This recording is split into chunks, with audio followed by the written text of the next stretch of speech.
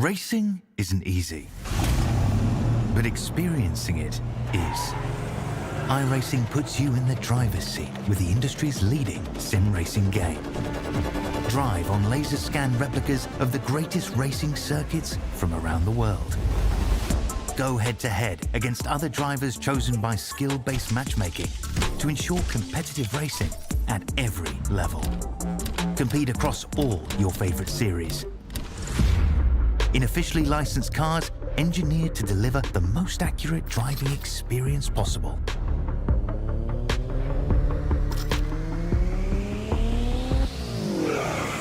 Join a race or host your own with players from across the globe. Race against the computer or in a league with friends. Feel the thrill behind the wheel. Visit iRacing.com.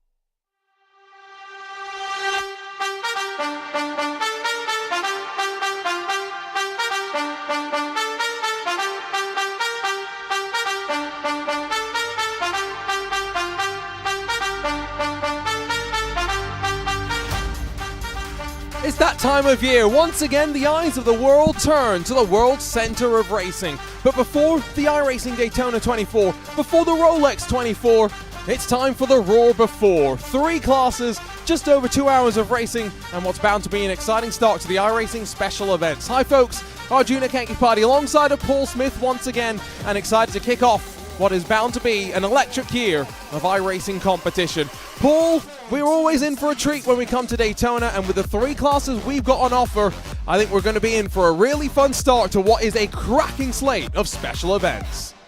My goodness, I remember years ago when you basically had a month or so between special events. Look at that calendar that we've got coming up for you this year. Absolutely tremendous. Brilliant events, all of them, and a couple of new events as well thrown in there for good measure. But the Raw, it always gets the year going, doesn't it, Arjun? It's certainly a fantastic event. I've enjoyed the reincarnation that we've had over the Roar in the last handful of years.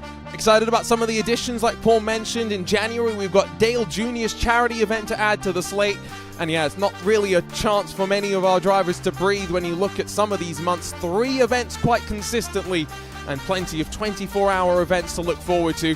Next weekend, Paul, is the iRacing Daytona 24. We'll have more than 10,000 drivers attempt what is one of the most fun events of the year.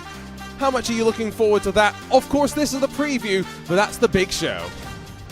Yeah, and the iRacing Daytona 24, it is always an exciting event. It's always one that gives us some drama, some controversy, shall we say, as well. But certainly, those drivers, it's that first 24-hour event. It's a lot of darkness as well under the floodlights here at Daytona International Speedway. And it gives those drivers that first feel, that first big event to get involved in. But this, the Roar Before, 2.4 hours, it's a different challenge out there in some different machinery as well. Leads us quite nicely into that event format. 144 minutes, and qualifying has just gotten underway. 8 minutes, drivers get the track to themselves, and 2 laps with which to set their fastest time. Now, dynamic weather was something that we were wondering how that was going to play out. Does seem as though on the forecast, not expecting any rain, but we'll keep you apprised as to how that plays on forward. Drive-through limit, something I'm going to be keeping my eye on, Paul, because 20 incidents may sound like a lot, but with track limits through the Le Mans chicane and through some of the other places as well, I think we'll see some drivers potentially fall afoul of that sooner rather than later. Yeah, I was spotting last night for a couple of drivers in one of the races at 10 p.m. GMT, and certainly it was an interesting event. We did get rain in that one, we're not expecting it here, but there was quite a few drive-through penalties that happened in that race, so yeah, keep an eye on that one.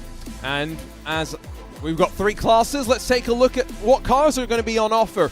Plenty of these cars have been around on the platform for a while. They've been joined by the relatively new BMW M4 Evo GT4, but you can see plenty of BOP editions to talk about, with the exception of in the Spec LMP3 class, where that Ligier sits untouched. Quite interesting, Paul, to see how it all plays out, but Daytona's got lots of straights, and so power reductions tend to be quite important.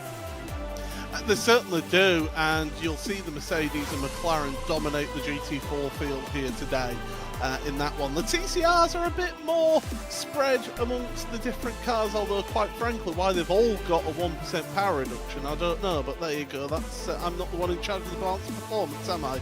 But that Honda getting that 1% fuel capacity, it does help manage how long that car goes in compared to the other 3. Mentioned that qualifying is underway. First times are beginning to trickle their way on in, and already half the session is officially in the books. There you can see the provisional pole sitter as of a moment ago. Ivan Machado Perez has just been displaced at the very top by Daniel Harris in the LMP3s, but we've got, remember, 3 classes. Quite interesting how the splits have worked out, Paul, because we've got about 20 apiece of the P3s and the GT4s, and only 12 of the touring cars. Going to make traffic quite interesting. It certainly is, and the first time that the TCRs get caught up in traffic, they're still going to be in a relatively big pack. They're really good at slipstreaming those cars, so the first time through can be a little bit sketchy for them, for the prototypes especially working their way through. The second time through the TCRs, well, that's generally when you get the TCRs mixing with the GT4s as well, so that's when it gets really fraught out there. You can see a handful of the touring cars out there. Both Gar Valero and Miguel Freitas failing to set qualifying times their first time by, so there's now full pressure on them for lap number 2. Just a reminder, no rain in the forecast as it stands right now. There's a 1% chance of rain in about 3 hours time in sim, but 1% might as well be nothing. We're seeing the second of the time start to fly in for the LMP3, so I've already seen Brandon Rosberg, Ivan Perez, and a handful of others. Perez has gone to provisional pole, but here comes Pascal Stix in the Core Sim Racing car, dipping below the yellow line on his way towards the start-finish beam. I mean, I think we all know what my thoughts are on track limits around here. It's pertinent, but, well, I mean, if iRacing allow it and you don't get a 1x for that, then all's fair in love and iRacing. Paul Smith will get his opinion on track limits plenty through the course of the broadcast. Seems as though Austin Young, the Geodesic Racing number 49, is going to put it on pole in the LMP3s. Let's see what's going to happen then in the GT4s, where McLarens, Mercedes, Porsches, we've got a decent mix of a couple of different manufacturers. Alberto Senau dips below the yellow line as well on his way to finishing the qualifying session in the Rincon Racing 12. He does not improve his lap time. We'll see if anyone else is going to find some time. Sven Haase has also not been able to improve. Paul seems as though lap 1 in the GT4 is plenty fast.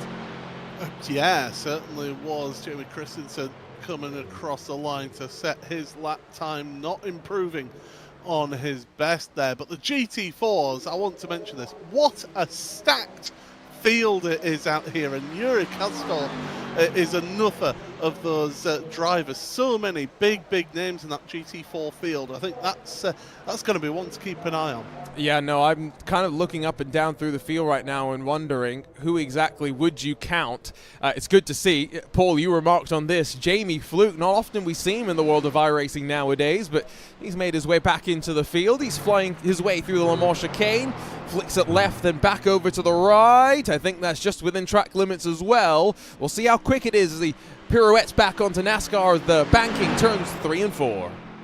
And you think as well, Apex Racing Team, the partnership that they've had with Mercedes these last couple of years now, they've got some success out of that, haven't they? So interested to see what Jamie can do here in this event as he heads to the timing line. Again, taking the favoured shortest route to the line. Does improve his time by just under a tenth of a second, but only moving him up to 13th. And I did notice we missed the car crossing the line, but his teammate Gaio Valero, who failed to set the lap time first time around, grabs pole in touring cars. So Senau in GT4s, Young in the LMP3, and then in the touring cars, it's Gaio Valero. 3 different teams at the front, but stacked fields, as Paul mentioned. We're in for a treat, that is for sure. That fog's not going to put a damper on the mood, that's for sure. And these drivers get ready for the first of our iRacing special events of the year. The Roar Before. We line up at the World Center of Racing. Let's take a look at how they'll stack themselves up for the roughly 86 laps in the LMP3 field, and it's the Stetson-wearing Austin Young that punches his way to the front of a Hydra Race Geodesic inside on the run down to turn number 1. He'll have Ivan Perez to his outside, but Daniel Harris, Brandon Roseborough, his teammates will line up inside behind the pole sitter. Francis McGinn, Daniel Lomba have some work to do to avoid being boxed out. 1, 2, 3, the goal for the black and gold.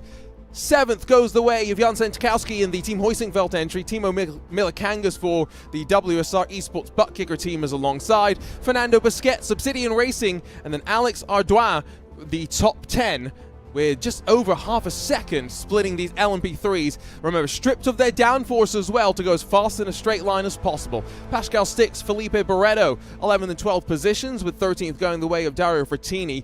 Theodor Jensen will be alongside on row 7 with Benjamin Kuda, Damien Vrie on row 8. Niels Koch and Nick Thiessen, 17th and 18th positions. Just 2 more cars on the board with times. Kevin Dauguet and Enrico Trenti. Byron Pierce lines up at the very back of the 21-car LMP3 field. GT4s, lots of McLarens. Alberto Senau, over a tenth of a second quicker than Alexander Peregrina.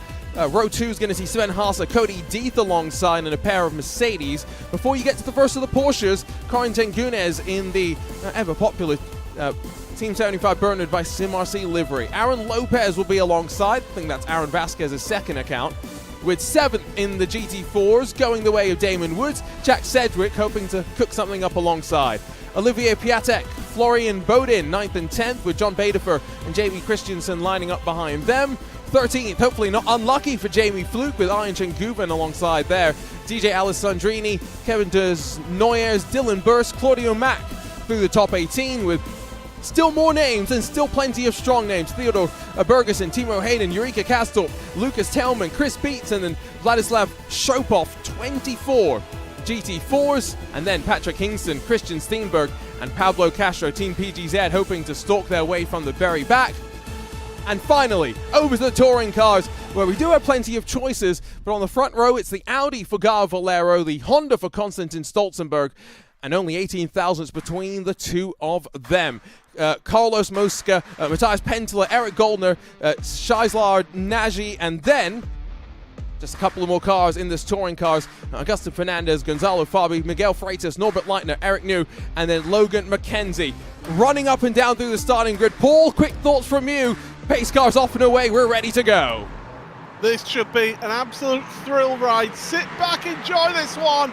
Green flag in the air, we're underway. It's another year of iRacing special events off the banking into turn number 1. Don't forget, all 3 of our classes racing at the very same time. It's not going to be 1, 2, 3 quite for the black and gold, but it is going to be a nice start for Hydra Race Geodesic Racing. They lead in towards the International Horseshoe for the first time of asking.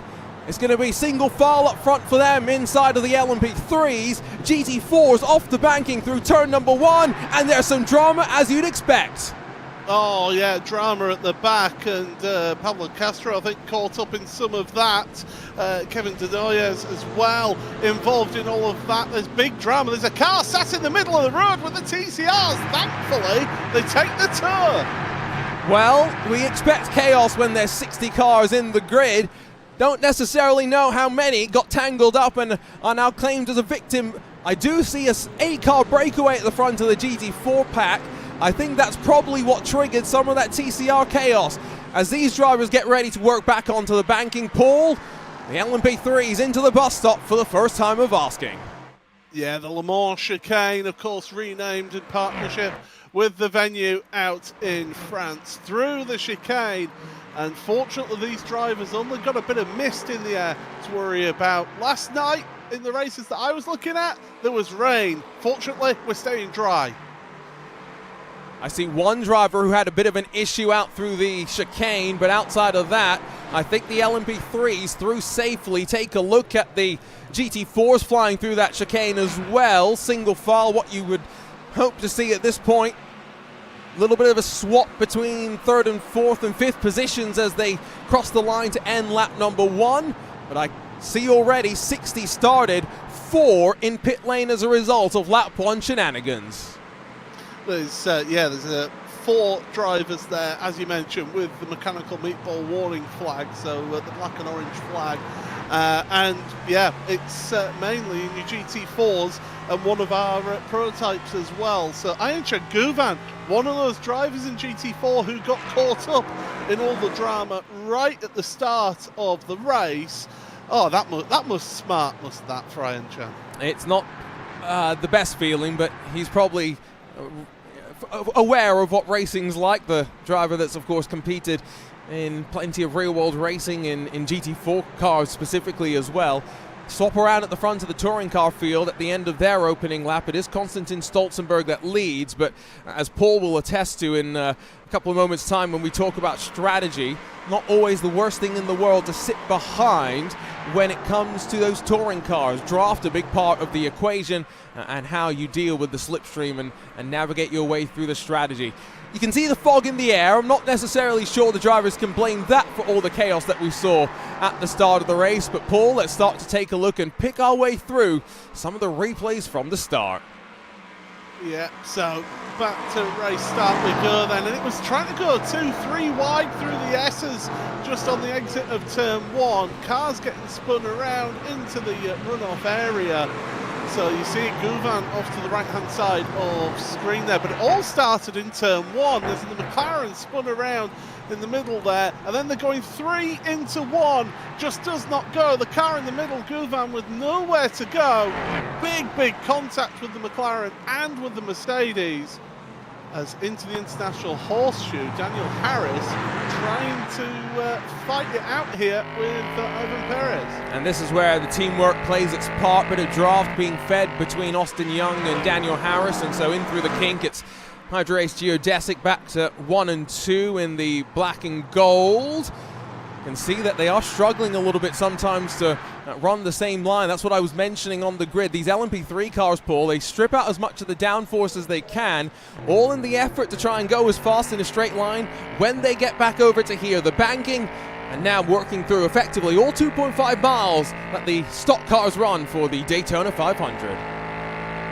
Yeah, the downforce on these cars will be as very little as they possibly can get away with, and then take a click more off just to be sure of that top speed. But you do need to have that grip and that stability through here, especially into the Le Mans chicane, through turn 1. Breaking through into turn 1 is one of the trickiest points around this track here, especially in these prototypes with such low downforce settings.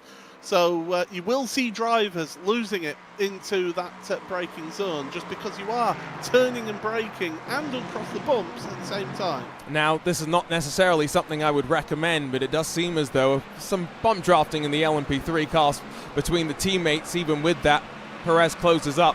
Top 3 are breaking away, though. The gap at the front now, almost 1 full second back to Francis McGinn. Meanwhile, GT4 is bottom of your screen.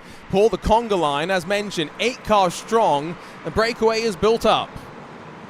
It certainly has, and that incident in lap 1 did have a big effect on it. The touring cars, by the way, they're just going through NASCAR's turns 1 and 2. The leaders are going through the infield, so in the next lap or 2, we're going to be seeing the LMPs, the prototype leaders, coming through the touring cars. And the thing is, pretty much all but one of the touring cars are all together there in one shot. They won't be for much longer, though. I get that sneaking suspicion. And Paul, let's talk about the strategy. Let's talk about fuel, because as I mentioned, these cars, you can do a decent amount of fuel saving if you sit behind like our Pole sitter Gal Valero is doing right now. Yeah, you can bump draft as well, just to help push the car in front along if you feel that you can maybe work together and break away. It's a long race, especially these TCRs at top speed. Bump drafting will help you. You've got to work together until that last portion of the race where you're then at each other's throats. But right now is the wrong time to be defending like your life depends on it. You want to be working together if you're in a queue like this to try and break away a gap at the front.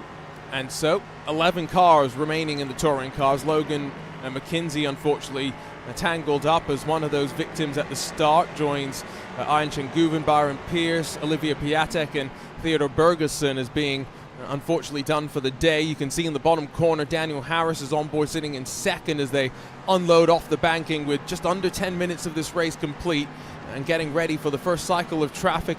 The touring cars working through the western horseshoe right now, getting ready to cycle back onto the banking. But as Paul called out, it's going to be this lap coming out of the Le Mans chicane back towards the line where that traffic starts to play its part. And we're going to get to a point in this race, Paul, especially with 60 cars starting this race as compared to the 50 that have started in previous years, where traffic's going to be an ever constant and an ever fun threat for these teams and drivers to think about. Oh, it certainly is. And traffic management is a huge part of any multi-class race. And if you've got that experience, if you are able to work your way through, not only work your way through, but work your way through safely, then that is going to be key to you getting a very good result out of it. Now, the worst place to catch these touring cars is through that bus stop chicane for these prototypes, because these prototypes carry so much speed through the Le Mans chicane compared to those touring cars. Those touring cars want to understeer all the way through there.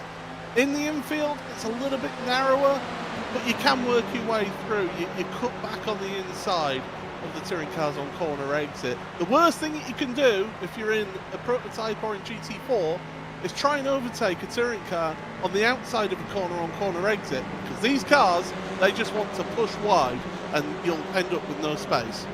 Well, here we go back towards turn one. You can see the touring car still in their line. GT4's behind them, exiting back onto the banking as well. But here we go. It's going to be on the run up towards that second of the chicanes, where the leading trio of prototypes will end up catching the traffic for the very first time. And the advantage here of being the leader is typically the drivers will see you coming and give you a little bit more room, but the disadvantage of being behind is sometimes you then have to try and thread the needle with a gap that's always closing. 1, 2, 3 will try and now work their way around the outside as they get out through turn number 6. Perez keeps as close to the back of Daniel Harris as he can, just trying to maintain that pressure. And now they'll try and duck back down low the touring cars, the shortest distance around the track. And so the leaders will be able to slide their way through before the Le Mans chicane, exactly what they were hoping for.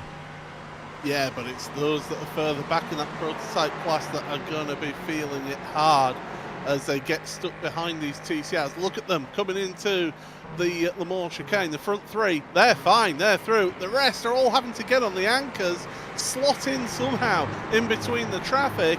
And when you're in that prototype, it's very easy to get impatient and to try and just force your way through into a gap that's just not there. But fortunately, I say fortunately, there's one car that's just had issues out there. Alex Ardoyan has had issues out there. But fortunately, pretty much everybody has got through. You say issues, I say a car on the flatbed back to pit lane and now joined by the 22, the BS Plus competition entry of Niels Koch. So that's 2 getting tangled up, and we didn't get some great angles of the start incidents. Let's see if we can get some better replay angles of what's happened here as we pick back up with the GT4s. Still Alberto Senau that leads in that Rincon Racing McLaren, but behind him sits Sven Haase, and plenty of people know just how quick Sven can be. And let's see how he's plotting and just waiting potentially to pounce at the end of this race. The fog's going to make it interesting with some of our camera angles, I think, over the course of the day. That's the BS Plus car. Oh! Wow! And that's all because the other car, the 60 of Alex Ardouin, has had the issue coming out of the bus stop chicane, the Le Mans chicane. Here we go, here's what's happened. So through the right, he's then going to hit that, yeah, gets the wiggle on, bang, and no matter how much you hold the brakes, you're just a passenger at that point. Wow, there were some other cars that came flying through that were very, very close to being tangled up in that one, but fortunately just the two involved. I just saw my timing screen. Another driver has been taken back to pit lane on the flatbed. This one is Yuri Kastorp. So the incidents continue to accumulate. Now what's happened here, Mouse Esports driver into the chicane. He's got some pressure behind from Impulse Racing. He veers off to the right, pulls aside. I'm suspecting there's some sort of failure there. He's got damage to the front already. You can see that on the car. And then it's just listening in. Hits the wall. Touches the wall. And is that then the steering broken? Wow. Well, it seemed pretty straight though when he pulled it to a stop. So I don't know. It's an uncharacteristic mistake at this level, but it just shows the margin with which you run. You're trying to always open up the corner as much as possible. Not open up it that much maybe, as that's Vladislav Shopov that's off the road in the Impulse Racing car. Now drops down the field as a result of that. I did mention though, 8-car breakaway in the GT4. Paul, this is the second group of cars as they sit right now being led around by Dylan Burse. Includes Jamie Fluke, Jamie Christensen as well. But these drivers are by no means out of it this early in the race.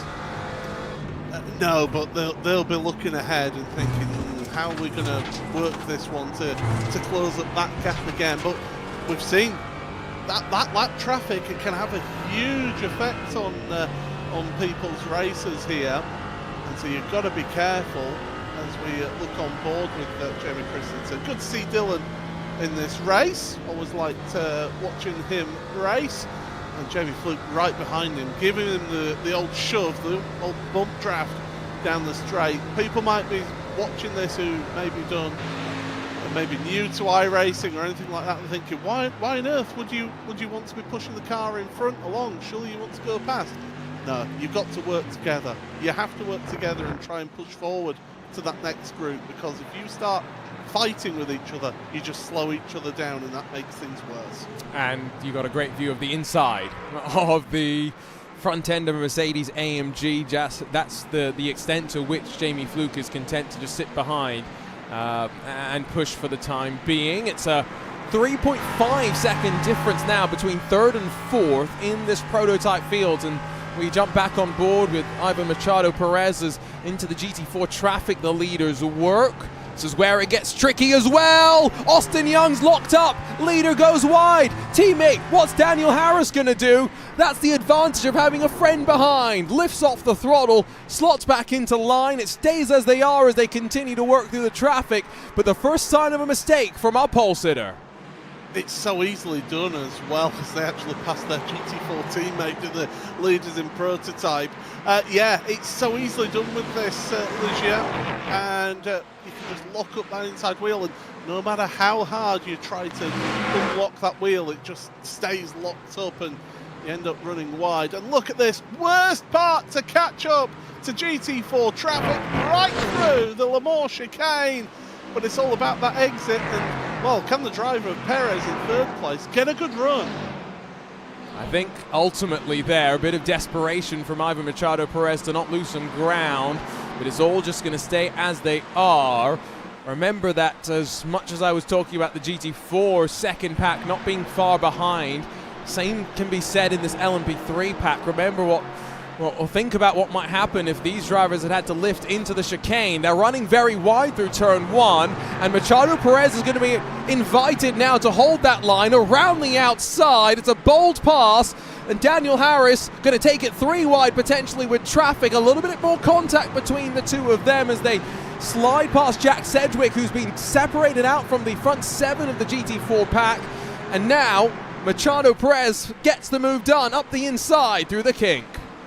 That was nice. I've done a little bit of a hip check as well, just to say, hey, this is my space here. But look at this now, right in the middle of the leading GT4s, working their way through.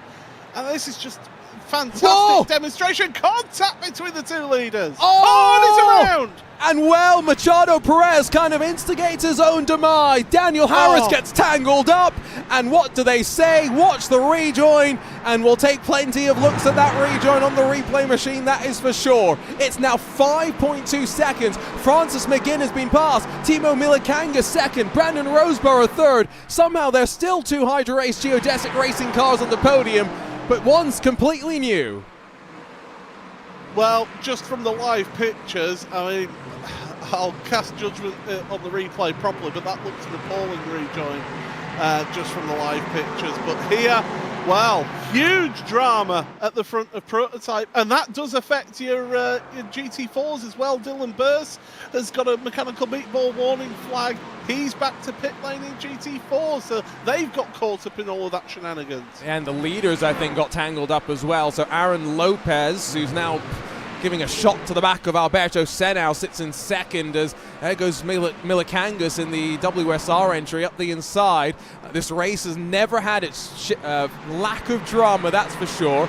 I just think back to, unfortunately, what was it, 2023, when poor Pablo got disqualified for being shoved wide at the on the run up to the International Horseshoe. Let's go back in time, Paul. Let's try and pick apart what happens here. But I think I said it. not Alberto Senau, excuse me. Ivan Machado Perez, the instigator of his own demise. And then tries to rejoin, and that is appalling. Hold your brakes when you've got cars all coming around you. I know it's heat of the moment stuff and all that. There's contact, there's more contact, around he goes. You've got to hold your brakes here. You've got cars coming around and just absolutely poleaxes Dylan Birch out the way. That is, one of the more egregious rejoins that you'll see at this level, maybe, but you can understand maybe to some degree the frustration seeping in.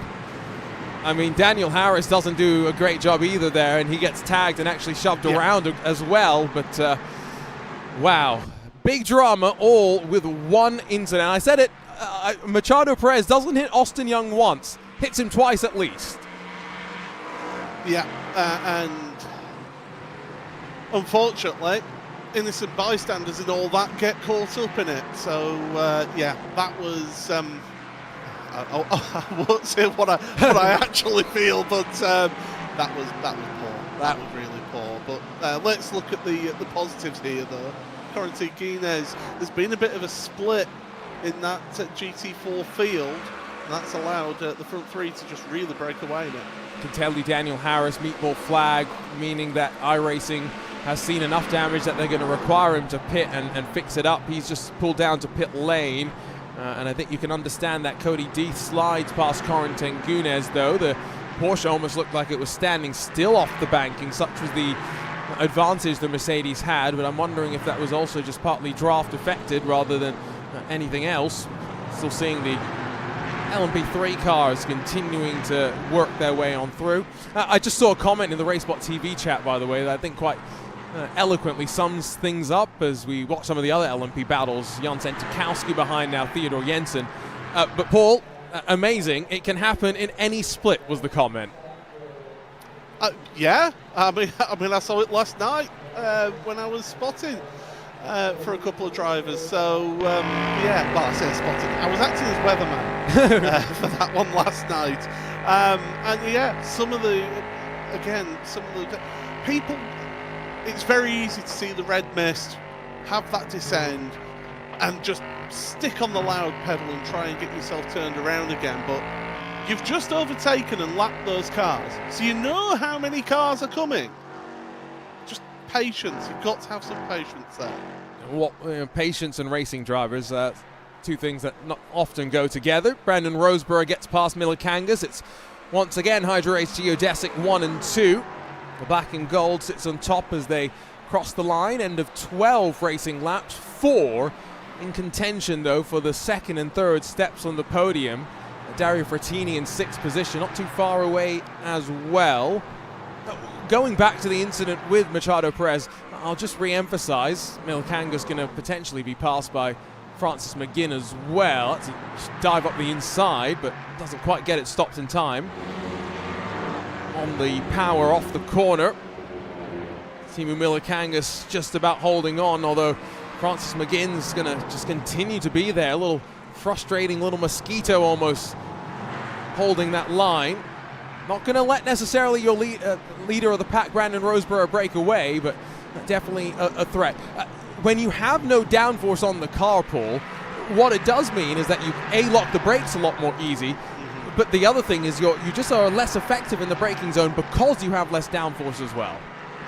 Oh yeah, you have that less performance there, and of course with these prototypes, as you're scrubbing that speed off, you're also reducing what little downforce you're producing off of the car, so you're then relying more on the mechanical grip out there. So as you go into, say, the International Horseshoe or the Western Horseshoe or even Turn 1, very easy to be starting locking a brake and you end up running wide and giving other people opportunities out there. So you've got to know how this car works with a heavy fuel load as well.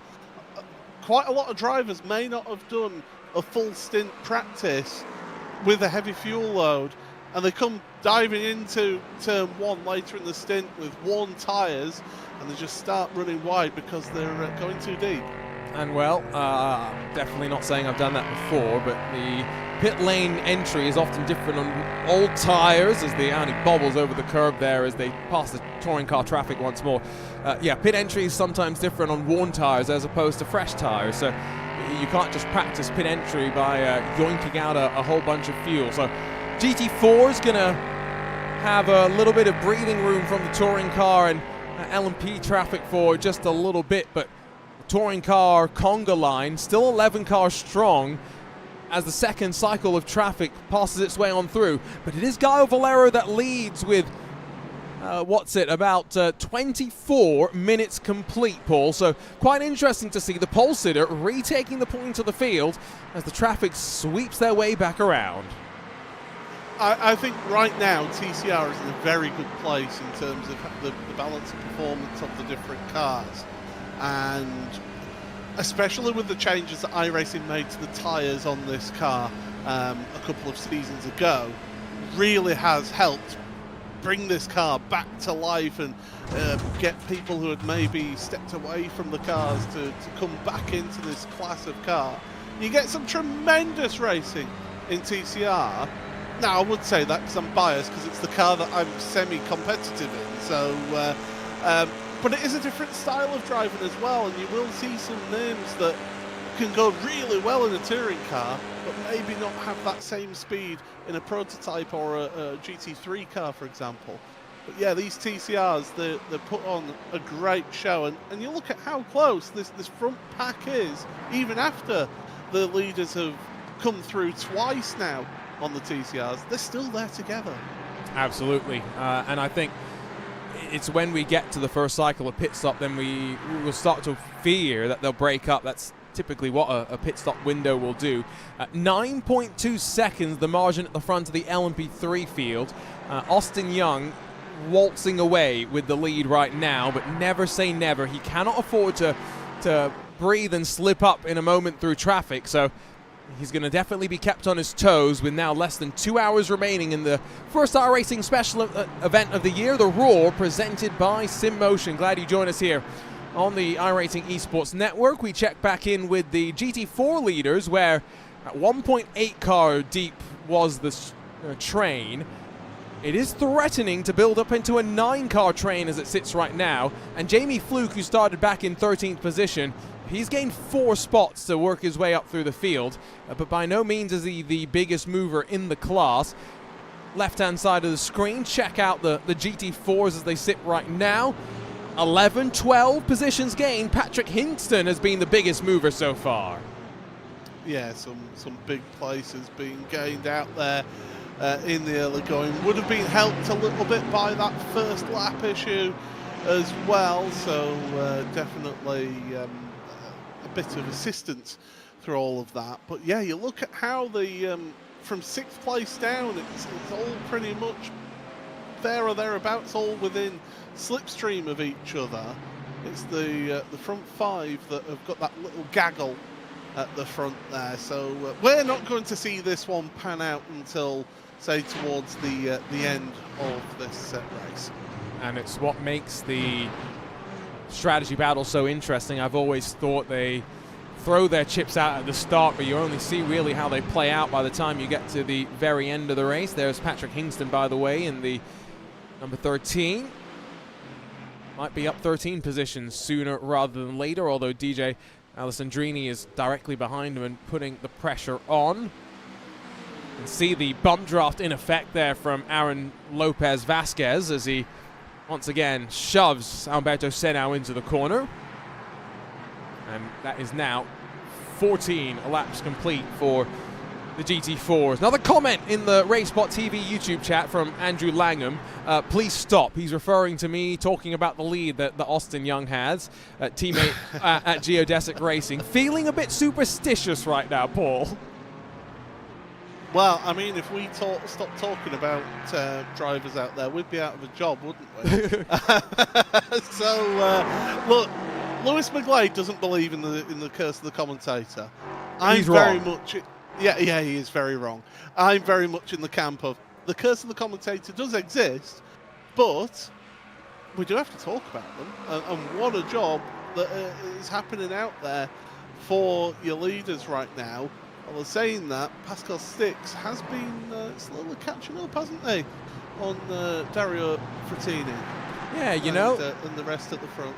Lap time wise, these drivers in second, they're having a pretty fun fight, I think, between the 4 of them.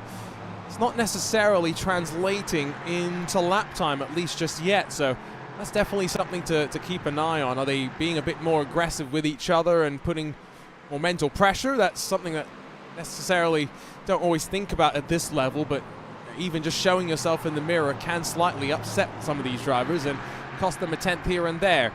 Did see, by the way, there's another front-wheel drive apologist, Paul, that's just jumped into iRacing Esports Network Twitch chat. As the news broke yesterday that Suelia Almeida, who has won plenty of championships in the world of sim racing, last year competed in the Radical US Cup, won the championship there as well. He's going to be racing for Brian Herder Autosport in the IMSA Michelin Pilot Challenge, of course, rolling out to Daytona slightly in just a few days' time. He's jumped into the Twitch chat to say hi. Really exciting to see another sim racer take more steps in the world of real motorsport. And it's always great to see, be able to watch that racing and hear well, it'll be Radio Show Limited who'll be working on those gigs, hearing them talking about them and go, oh please, I've been commentating them for 5-6 years, I know all about them. It's great to see, and it's good to see that people are realising that sim racing is a way of finding some talent out there. I mean, Red Bull Racing put out a series of videos with Sebastian Job, giving him an opportunity to get behind the wheel of some very special machinery, and what a performance he put on as well. Okay, that was testing, it's different to being a race, but to see what he was able to achieve with, let's face it, relatively little seat time in those cars, it shows that there is transferable skills between the two, the sim world and the real world. Oh, 100%. And obviously, you know, I've got to give a bit of a shout out as that's Francis McGinn out wide. That's what I was talking about with some of the little mistakes in this little grouping, maybe costing them some time here and there. I've got to give a bit of a shout out. I was just at Sebring this past week with Racing Prodigy, where, you know, there's 24 sim racers that are getting a shot in real race cars. And, you know, I'll talk to a Max Pappas, who's raced Formula One, NASCAR, Daytona 24, you name it, he's raced it, he's coached it as well. I'll talk to a Kent Stacy, who, that's a name not many people will know, but he's an engineer that's, again, worked across of everything, was part of the Mercedes GT3 program and developing all of that. But they're all so impressed by sim racers and the skill set that they can bring over to the real world. Another name just to throw out there is Tom Drewer at Radical USA, someone that, you know, I've been talking to at some of these Racing Prodigy events about Suelio and the skill set that he was able to bring even to Abu Dhabi, where Suelio competed in the Radical World Finals, where they get drivers who compete in the Radical all around the world to come and, you know, have effectively a showcase of the best. So yeah, I think we're getting to that point where there's more opportunities, hopefully, as well, and so definitely keep an eye on that. Racing Prodigy have a BMW M2 championship just kicking off if you're thinking about how you can get into a real race car and the pathways that sim racing can provide. 30 minutes, though, complete, Paul. An hour and 52 minutes left to go. We are starting to get closer and closer to the pit stop window, and this is a race where some of the classes, they are very much thinking about how the strategy is going to fare itself out. And to be honest, I think the draft is going to play a huge part on this as well, because if you're the one who pits first and then you end up in just some clean air, you're going to be out of that draft and you're going to be losing that little bit of performance here. So you've got to think big picture. But if you're confident that you are quicker and significantly quicker than the car in front, but you're just not able to quite make that move and make it stick, ooh, I thought there was going to be a rear ending there, as one of the Impulse Mercedes just in amongst the LMPs. But yeah, if you're able to be confident in your ability to jump somebody in the pit, strategy can have a big play. For me, personally, I think you're just going to see people go long in this race, go as far as they can. Last night, we had the mix of rain in there that we're not going to have here today. Weather forecast still no rain at all, for these drivers to mix things up strategy-wise. But last night, there were some wild strategies, and I'll hold my hand up and say I got the strategy call wrong last night. Paul. And yeah, where we took wets to at the first stop. We should have waited till the second stop. But hey, you live and learn. We still pushed P2 and P3, so that was the main thing. So yeah, so it shows strategy has played such a big part of this, and with this just being a solo event, you've not got to worry about driver time as well. It's just these drivers who are going to be taking part. It's a good point. This is not an optional solo race like we had some special events at the end of last year. You have to do this race 2 hours, 24 minutes entirely by yourself, and so it's not a long race by any any stretch of the imagination. It is just something that you keep in mind. That fog, by the way, definitely something that's keeping it interesting for us with these TV cameras, but don't worry, behind the wheel it's not going to be much of an impact for these drivers. This is the second effectively big train of GT4 cars. Timo Hayden leading the battle pack in 10th position, but there's plenty of chopping and changing here. And speaking of, look at this, Konstantin Stolzenberg, a couple of car lengths at the line. Guy Valero's dropped to third. TCR touring cars, a little bit of change up front. Yeah, so is this now where they're starting to see a little bit of movement in those TCRs? I'll tell you right now, from driving the Veloster, it's a short wheelbase car. I personally don't think it's the ideal car around here. I think something like the Honda or the Audi is a really good car around here. Here's a look back then at around the inside, losing the position then to Gonzalo Fabi. But you know, that Audi and that Honda's got a really good chassis underneath it, and it really does well where you need that bit of chassis play. The Veloster, it can be very twitchy on the brakes especially, so that can have a huge effect. I am seeing yellow flags out there on the Western Horseshoe, and that's what. Yeah, that's Claudio Mack. I'm going to guess just based on the information my timing screen was feeding me. Maybe tangled up with Enrico Trenti, but I saw the same thing that Paul saw. And the replay machine never misses a thing. And wow, through the kink, it's already all gone wrong. Yeah, we'll wind the tape back a little bit more. Thank you, VT operator. So let's have a look then. This is coming through the kink. Tricky part of the track. does GT4 and what? Oh, I think he got a tag from behind from the butt kicker car, the WSR car. Yep, and I'm not quite sure who that was. Was that Timo Miller? That was second place, so that's an LMP car that's a lap down, and it's not even the LMP car that makes the contact there. No, that was the GT4. It was the car on the inside, just moving out a little bit. And that's the problem with that King. You've got to make sure you give each other the space, but those GT4s, they do want to understeer slightly and through that corner. They've not got the level of downforce that these prototypes have got, and that's what happens. Another switch, by the way, at the front of the touring car field. Are we playing some games? Konstantin Stolzenberg has dropped back to third, so behind Gaio Valero. We're 3 wide, we've got chaos! Oh, through the horseshoe! There's for a moment, shoving up the inside went Francis McGinn. I think that was Aaron Lopez in contention. No, Jamie Fluke rather in the second of the Apex machines, but they all held on to it, Paul. They're better drivers than I maybe gave them credit for, although, again, maybe a bit risky with still 1 hour and 47 minutes to go.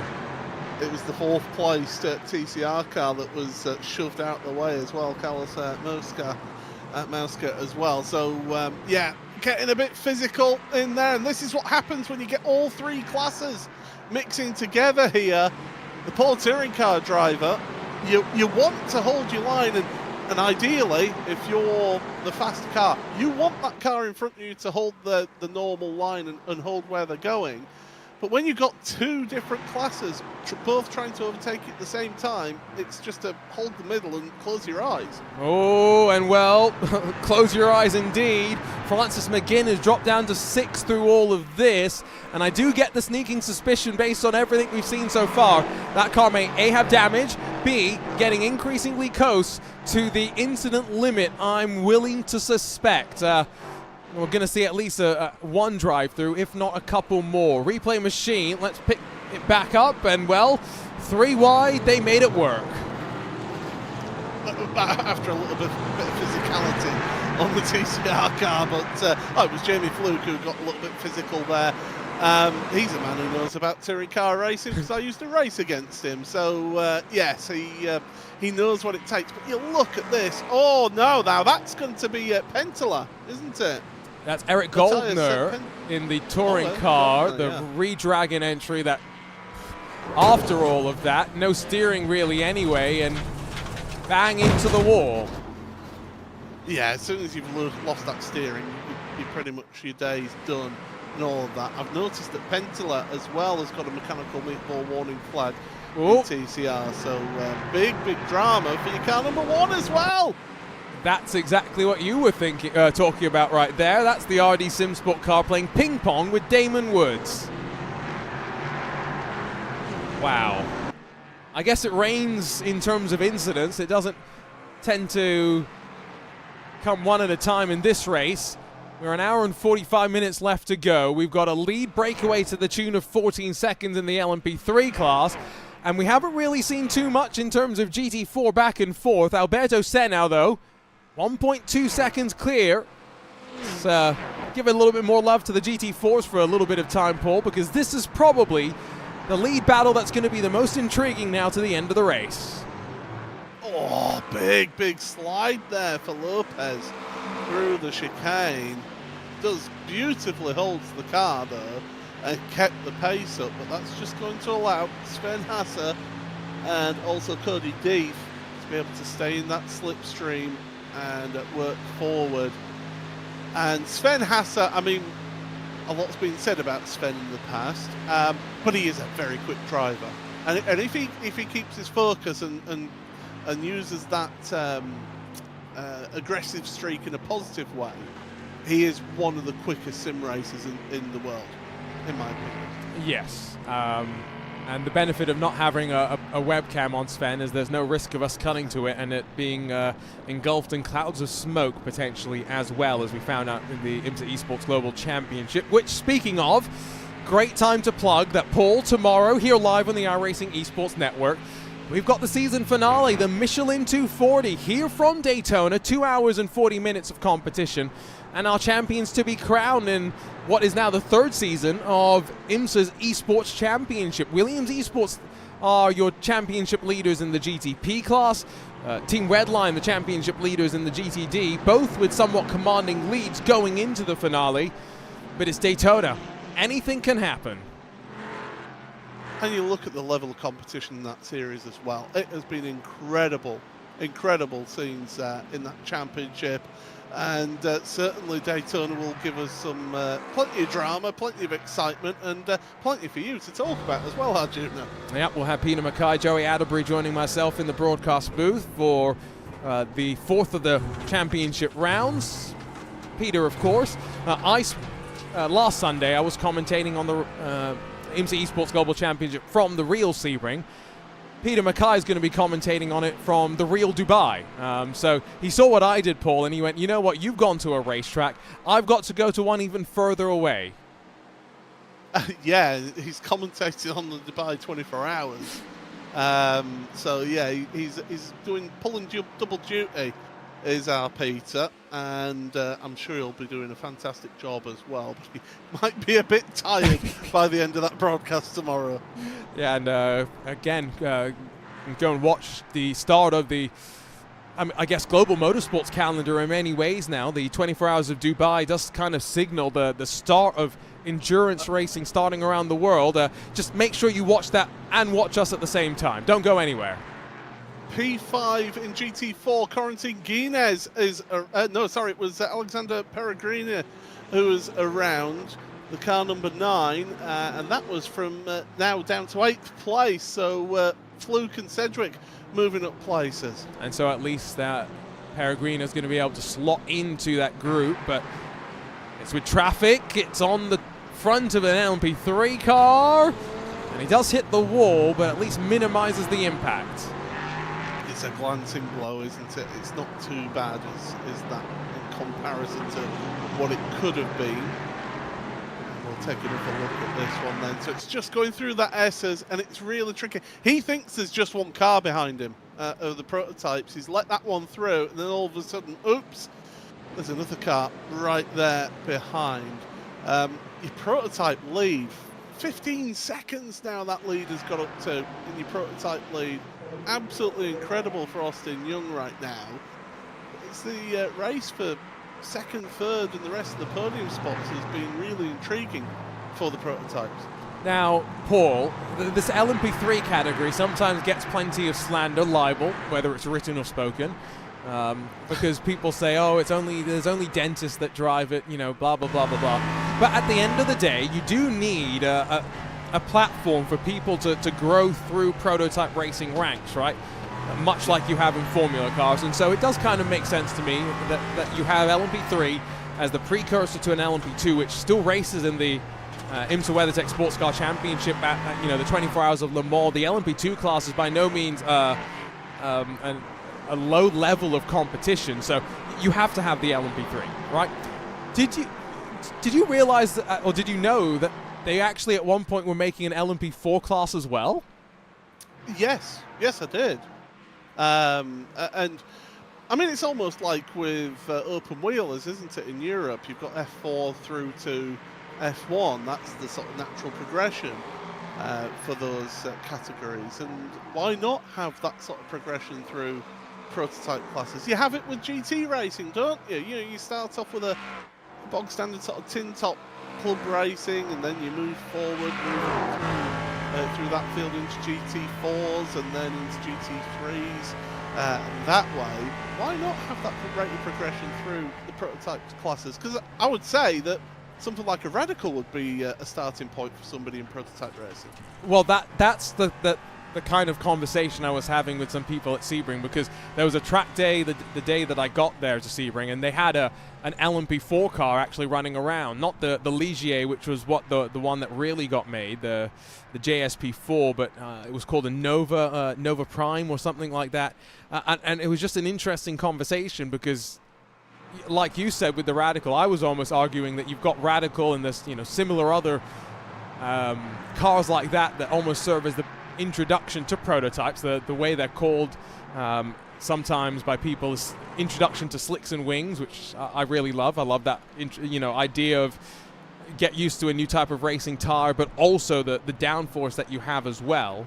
But yeah, no, I just didn't even realize until I saw that car in the real world that they made an LMP4 class, or were trying to.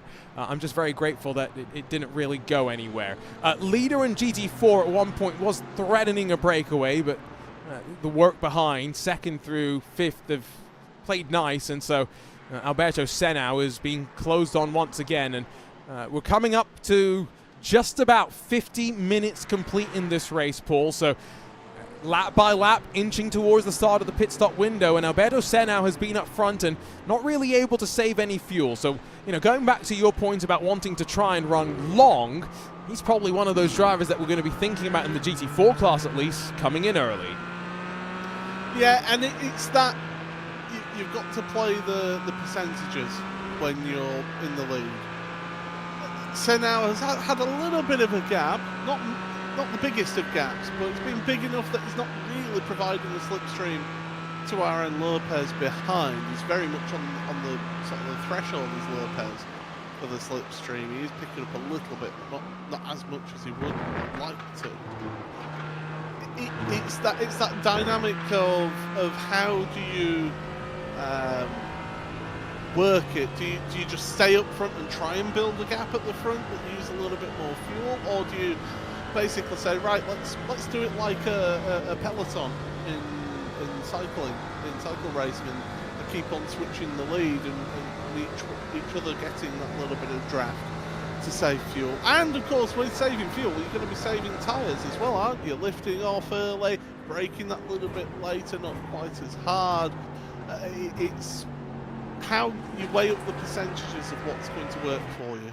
You heard a big lift there from Cody Deeth, just emphasizing the extent to which the fuel saving is going on right now. These drivers further back in the line, of course, able to do a little bit more fuel saving. Check back in with our leader for, to be fair, what feels like the first time in about 30-40 minutes. And, well, Paul, track limits, what do we have to say about that one? I'm sure that in the world of IMSA and of the Rolex 24, you're not allowed out that far out at that point. I regret to inform you, Paul, that they do not police track limits at turn number 1, and it is a free-for-all if they really wanted to. Anyway, people know my thoughts and feelings about that. Yeah, I've always said that the best drivers are the ones who can be the fastest within the defines of the track limits. And anyone could go fast if you go off the track. True. Except me. Well, or me. That's why we're in here and not out there. But it's true. If you don't have the defines of that track, well, you might as well just have a big car park and decide, right, okay, good luck. Like Paul Ricard. Right? Yeah. Exactly. Yeah, exactly. Anyway, there's enough slander being thrown around about specific tracks and whatnot. Yeah, no, I had a chance to talk with Bo Barfield, who runs IMSA Race Control, and as part of the IMSA esports stuff, we did reach out to IMSA to ask them, and they said, yeah, no, it's a free-for-all at turn 1, and so kind of reflects what iRacing have with no off tracks. The only thing that I guess you have to think about in the real world, Paul, iRacing's added the new debris system that's going to add a bit more impact to, going offline and things.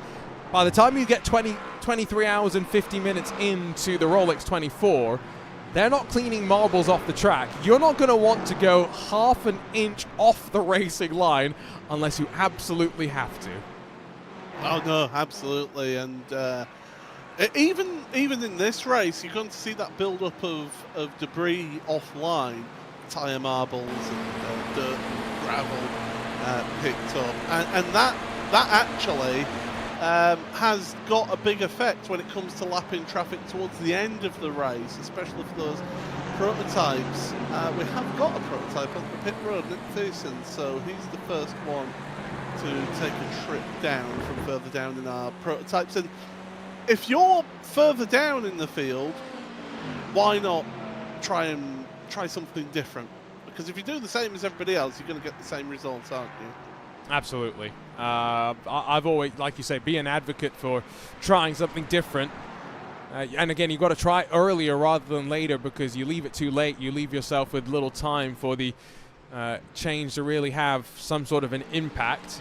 You can't save fuel 3 laps before your stint. You have to start saving before at the end of the day. So little things that all play their part in that strategy equation. Again, we called it out earlier. This is a race that must be done solo. There are no driver changes in this event. Next week, when we get underway for the iRacing Daytona 24, teams will have the ability to use as many as 15 drivers if they want. In the broadcast split, we'll most typically see 3, maybe 4 or 5 drivers taking to the lineup. The amount of practice that these drivers do, they tend to want to maximize the drive time as well. It's 5 at the front for the GT4s. We'll keep an eye on them. We've got a swap around for 3rd in the LMP3 class. Fernando Busquets started down in 9th position, now onto the podium, passing Brandon Roseborough. Yeah, Roseborough is up a place, by the way, from where he started in this race. But it's getting towards that pit stop time, as Roseborough may be thinking just a little tiny bit of lift and coast here. Although they're not that far off of Timu, are they, in 2nd place? Malacangas in 2nd. They've got 19 seconds behind Austin Young. It's Young's to lose. He says, knowing full well about the curse of the commentator. Where's Andrew Langham into the chat to say, Paul, stop talking, you're not allowed. Yeah, no, I mean, I think what we're seeing is two-pronged, right? A, it's clear Austin Young has got at least relative to the no Daniel Harris, no Ivan Machado Perez still in the field, because those seemingly were the 2 drivers that were going to most push Austin Young, but relative to the other drivers, sorry, I've just seen what Andrew Langham's put in chat, and I'm so distracted. Austin curses himself enough. So Paul, keep talking. If Austin crashes, we'll blame him instead. Well, no, is it a situation of where the 2 curses then cancel each other out, as in comes Austin Young from the pit into the pits from the race lead? Well, he's hopefully avoided a pit lane speeding penalty. It can be very easy, again, with the low downforce, the lack of braking performance to straight line. Here we go with Milikangas. Busquets is seemingly staying out. He's going to go 1 lap longer. Will that be important late in the day? Francis McGinn extends as well. It's a busy time for the rest of the P3s. Oh, we've got a veritable pit party going on here onto pit road in the P3s. I would imagine you're going to see everyone taking tyres at this pit stop. It's the 2nd stop where you won't be taking those tyres. Although, I did see that core car not go up onto the jacks, so no new tyres there for the Pascal Stakes. Roseborough seemingly dropped relatively quickly. We'll see the race off and away from pit lane. It's going to be close between any of the other drivers. Roseborough and Milikangas are the 2 that I'm going to be keeping an eye out for here. Now, you can do fuel and tires at the same time, I think, in these LMP3 cars, much like with all other IMSA competition. Roseborough has gone for a little bit of a shorter fill than Milikangas, and so Milikangas has been jumped by Theodore Jensen on pit lane. Other thing about Daytona is you got to wait a little bit longer to release yourself off the pit limiter. Wait, off and away they go. Can I just say that I am so thankful that they introduced that to iRacing. The amount of times that I hit that pit wall when you used to be straight off the limiter, and yeah, it's a bit embarrassing on cold tyres to hit that pit wall. But yeah, back out underway for them. We had 5 drivers in your P3s not take a pit stop that lap. So we should be seeing them heading onto pit road soon. You can see left side the pit stop times for those P3s as mentioned, front 4 or so, a little bit shorter in fill time than the rest. It's going to be a little bit lighter of a run then for them. They'll be potentially a bit faster, but they might give up a bit more time in the final sequence of pit stops. Francis McGinn has stayed out there, so I think maybe that explains a little bit of what you saw earlier, Paul. Remember, there was that one moment where he almost got ran over, and we got a little bit worried. He's just been saving copious amounts of fuel and 2 laps longer than anyone else except Daniel Lomba that joins him on running on to lap 33. See, the problem with that is if you're so focused on hitting a fuel number that your pace is actually losing you more time than you're going to gain through that pit strategy. And again, it's that balancing act that you've got to play there. And that's one thing that you've got to be careful with. It's very easy to say, oh, we'll go 2 laps longer. But are you doing that at pace?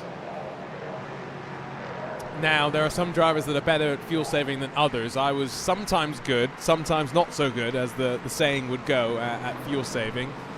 Keep an eye on that.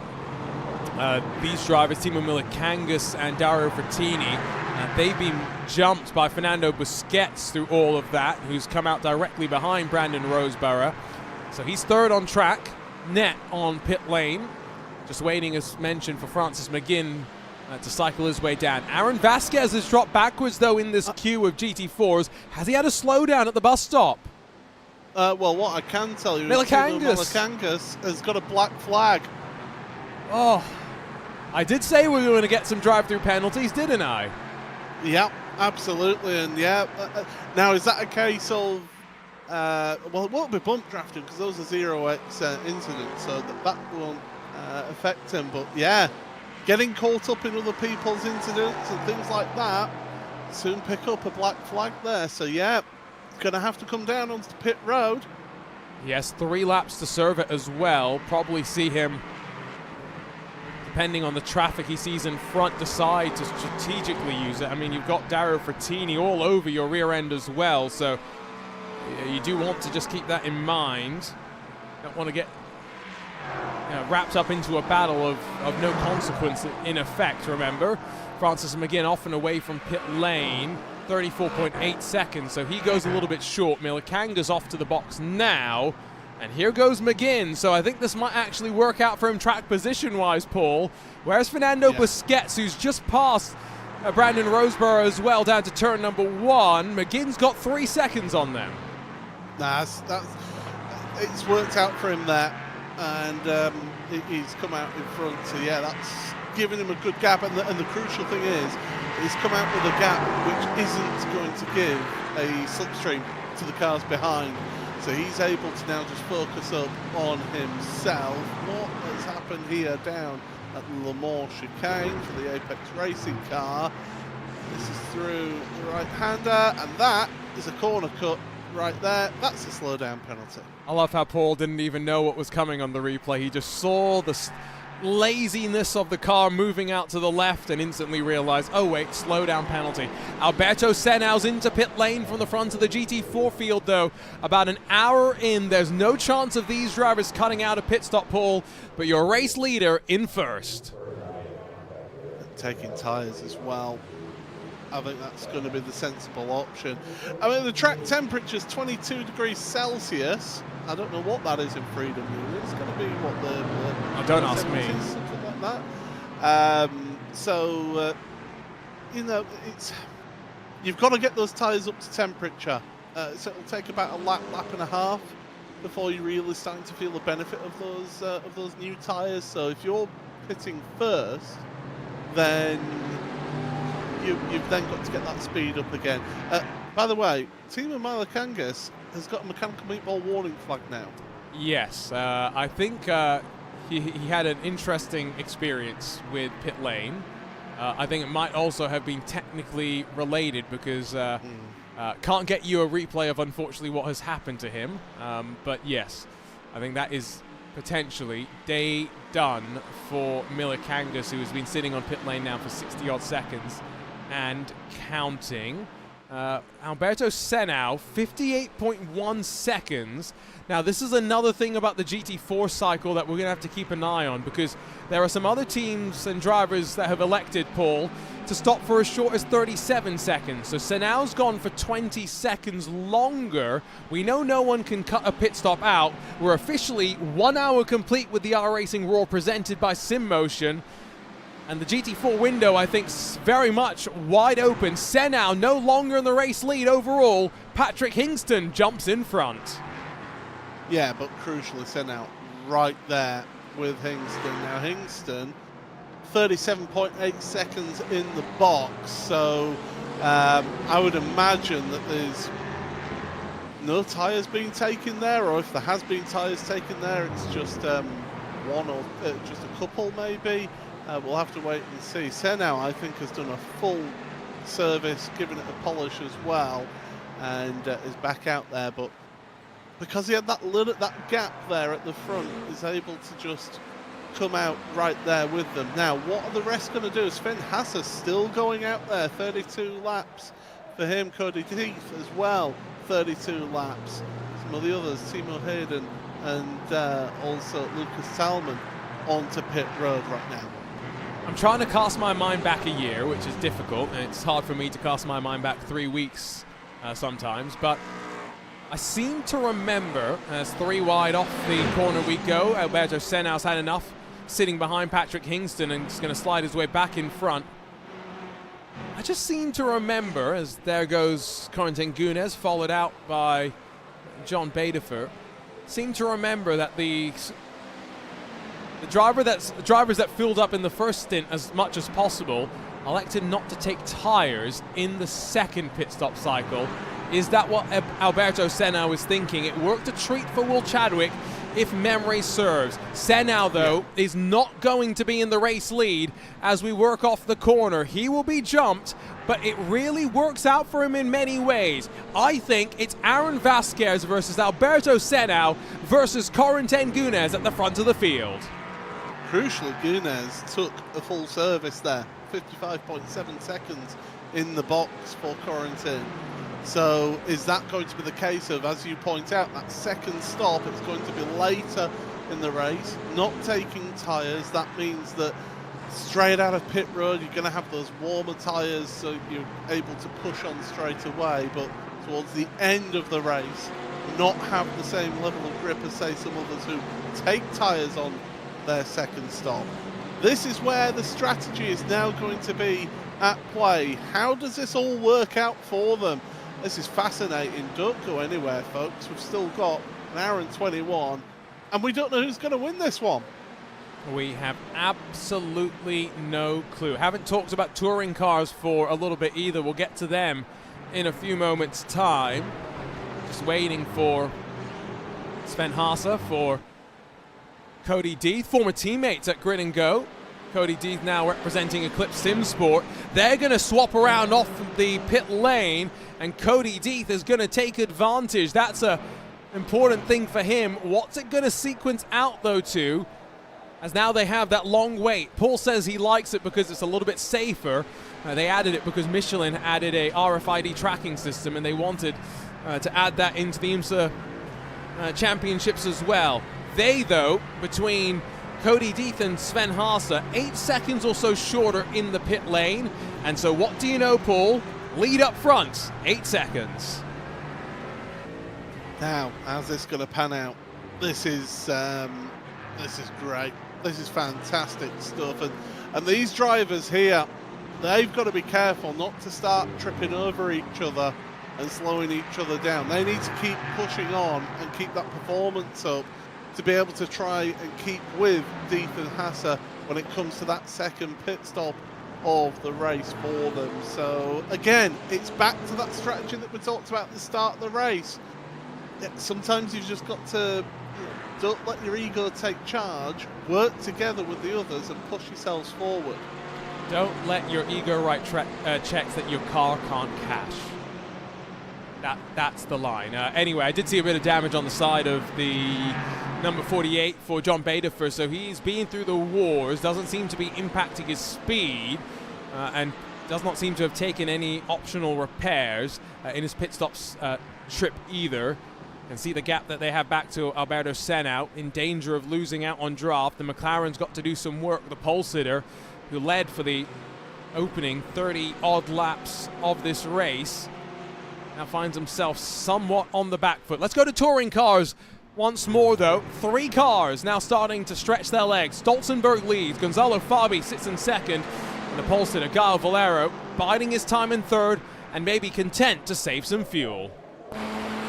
Now, don't forget that balance and performance adjustment that we showed on the graphics at the start of the broadcast. That Honda has got a 1% less sized fuel tank compared to the Audi and the Hyundais out there. So those Hondas trying to mitigate their frugalness, shall we say, in the engine, especially when the Type R engine starts really kicking in.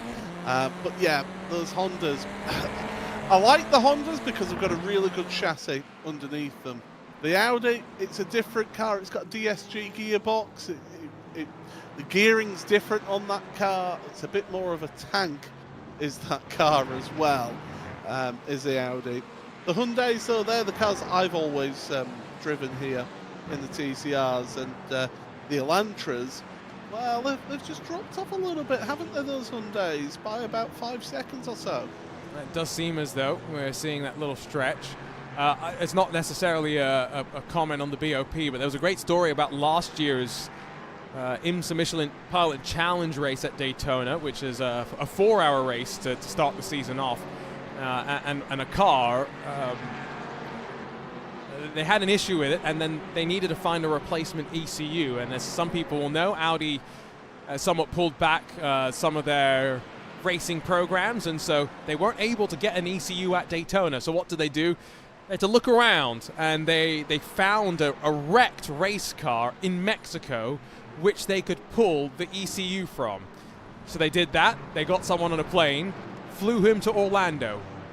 Now, for those of you that know the geography around Daytona, it's still about a 2-hour drive from Orlando. So as we see a swap for the lead, Konstantin Stolzenberg goes high, Gonzalo Fabi and Gaio Valero slip up the inside. Once again, a slightly coordinated switch, if we're being honest. Maybe a slowdown to serve there as well. So they got someone on a plane. They sent one of their drivers who was going to drive in the car 2 hours out to Orlando, picks up the ECU, drives back. They thrash to try and get the car ready. They roll out just in time. And through all of that pull, they go on and win the race. And so totally has nothing to do with BOP. I just love telling that story because it goes to show exactly what motorsport sometimes is all about.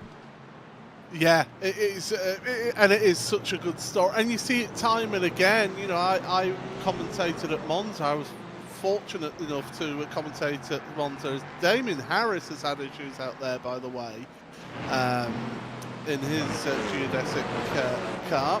But yeah, I was fortunate enough to commentate out at Monza back in 2023, and one of the teams was running the 991 version of the Porsche Cup car, which by that time was no longer supported by Porsche, and they had a part that was faulty.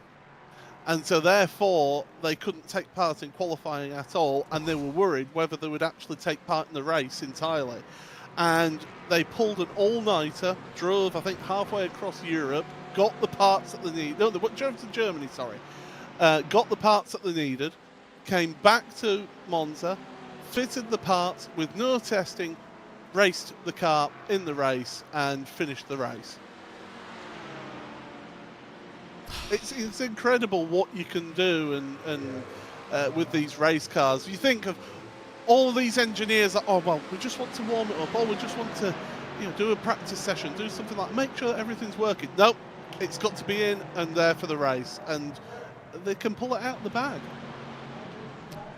Sim racing is lovely, don't get me wrong.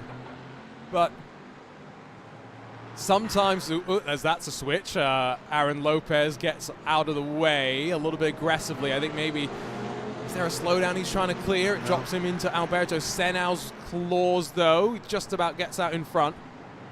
Sim racing is great, but sometimes, it gives us perfection, right? In the real world, no two cars are ever going to be identical, just as an example, right? Because they come out of the factory slightly differently. It's just a reality. So when you're developing a setup and you've got a teammate, you can't just copy necessarily always what they're doing. You've got to try and make some decisions based on what you're seeing through data. But Yeah, there are just some stories that you can't get necessarily in the world of sim racing that you'll hear in motorsports, and some real heroic efforts by the team behind the scenes. Does not mean that there's not a team behind the scenes in the world of sim racing, the strategists, the engineers that make sure that everything works together, because a lot of these drivers, if you left strategy and set up to them, I think they'd be a bit lost at sea relative to their competition. Yeah, and you think of some of the greatest engineers in endurance racing. I mean, I always think of Lena Gard at Audi. Yep. The job that she did there on their strategy and engineering side of things, incredible. How she's then be able to take that experience into other automotive sectors as well. So you know, motorsport can lead to the cars that you end up driving as well, with some of their concepts and some of their designs and ideas and things like that. So it's always a progressively evolving thing, is motorsport, and definitely some of the stories that you hear is absolutely tremendous. I mean, you think some of those engineers, they'll be awake all morning preparing for the race, then awake all the way through the race. If it's a 24-hour race, they'll have been awake nearly like 45 hours. Yep. Possibly even 2 days in some cases, and yet they're still able to work at that peak performance and make the right strategy calls at the right time as well. That's the important thing, right call at the right time. Can't afford to dilly-dally on your decision making. You've got to be decisive. You've got to make sure that when you feel that that time is right, you execute, and you don't wait until it's too late. We're still waiting for touring cars to come down on towards pit lane, but we are closing in on the final hour of racing here to start the iRacing special events schedule. Don't go anywhere here on the iRacing Esports Network. We'll be back with continued coverage of the iRacing Roar. Racing isn't easy, but experiencing it is. iRacing puts you in the driver's seat with the industry's leading sim racing game. Drive on laser scan replicas of the greatest racing circuits from around the world. Go head-to-head against other drivers chosen by skill-based matchmaking to ensure competitive racing at every level. Compete across all your favorite series. In officially licensed cars, engineered to deliver the most accurate driving experience possible.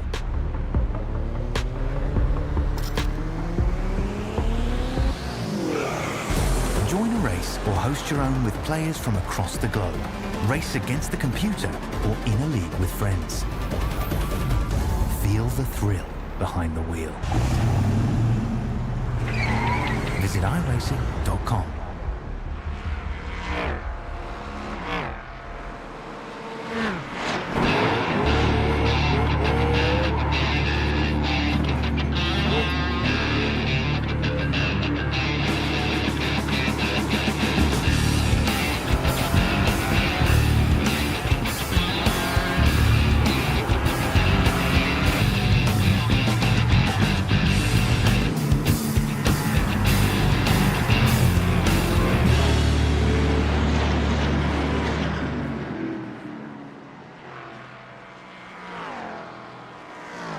Welcome back to RaceSpotTV, to the iRacing Esports Network. We're live from the World Center of Racing to kick off another season of iRacing special events, and it all starts with the Roar, presented by SimMotion. Arjuna Kankipati joined alongside by Paul Smith in the commentary booth as we walk you through in towards what is bound to be an exciting 70 minutes left in this race. Strategy still playing itself out. And in our 3 classes of competition, 2 of our classes still very much up for grabs at the front of the field. We're watching the fight for 4th. Theodor Jensen around the outside of Brandon Roseborough makes the move with a bit of assistance clearly from some straight line advantage. And as mentioned, one of our classes, a dominant race leader. Austin Young, 25 seconds clear after 1 hour and 15 odd minutes of racing. There were a couple that threatened to challenge. They got tangled up in incidents, and after that, Young has never looked back. In the GT4 class, Cody Deeth, Sven Haase share the current lead battle, but they are only about 9 seconds in front of Corentin Gunes and a whole host of GT4 cars on a very different strategy. Got to watch out with traffic behind them. Pascal Stix, Fernando Busquets are battling all the way through the traffic as well. But then in our final class, touring cars, they're finally getting pit stop windows underway. Gonzalo Fabi, Gal Valero, Konstantin Stolzenberg, they're at the front of the field and threatening to run away. And so, Paul, with all of that said, how are you feeling like this race is shaping up? Because 60 started, attrition's definitely played its part. We're down to 45 still left on the lead lap. Yeah, it's had quite an effect, hasn't it? And it's mainly been those interclass sort of run-ins that have happened there, and definitely it's been a little bit of miscommunication here and there, a little bit of impatience here and there as well, and just some unluckiness, general unluckiness as well, that has caused the majority of the retirements here. We have seen one or two just have big moments on the exit of the Le Mans chicane, which has led to a couple of retirements. So yeah, it's been a tough race. It's been an attritional race. But those that are still out there, they've still got it all to do.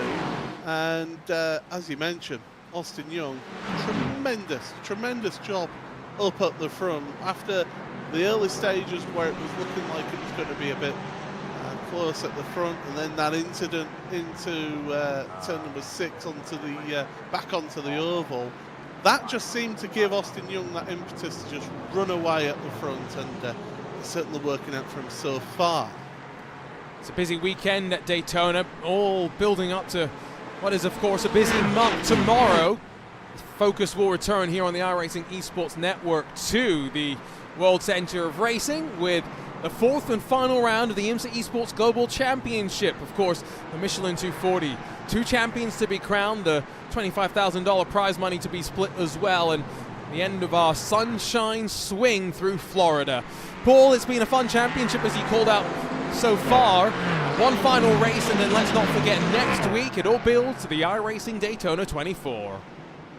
Yeah, and you're going to see a lot of people who are competing in that IMSA Esports Global Championship taking part in that iRacing Daytona 24 Hours, because for a lot of those teams, they want bragging rights, don't they? They really want to get bragging rights over each other. We know the level of competition, say, between Apex Racing Team, Team Redline, Coanda, BS Competition, Williams Esports. I could just carry on listing team names. You look at the level of competition between them. They all want to get one over the other, don't they? Absolutely, and as much as I think next week's field's going to be stacked, tomorrow's fields of the Michelin 240 sprinkled with a dose of a couple of Michelin wild cards. In the GTP class, Verstappen.com, Gustavo Ariel and Max Verstappen pair up in an Acura GTP. In the GTD class, Scuderia Ferrari HP Esports team join the fun.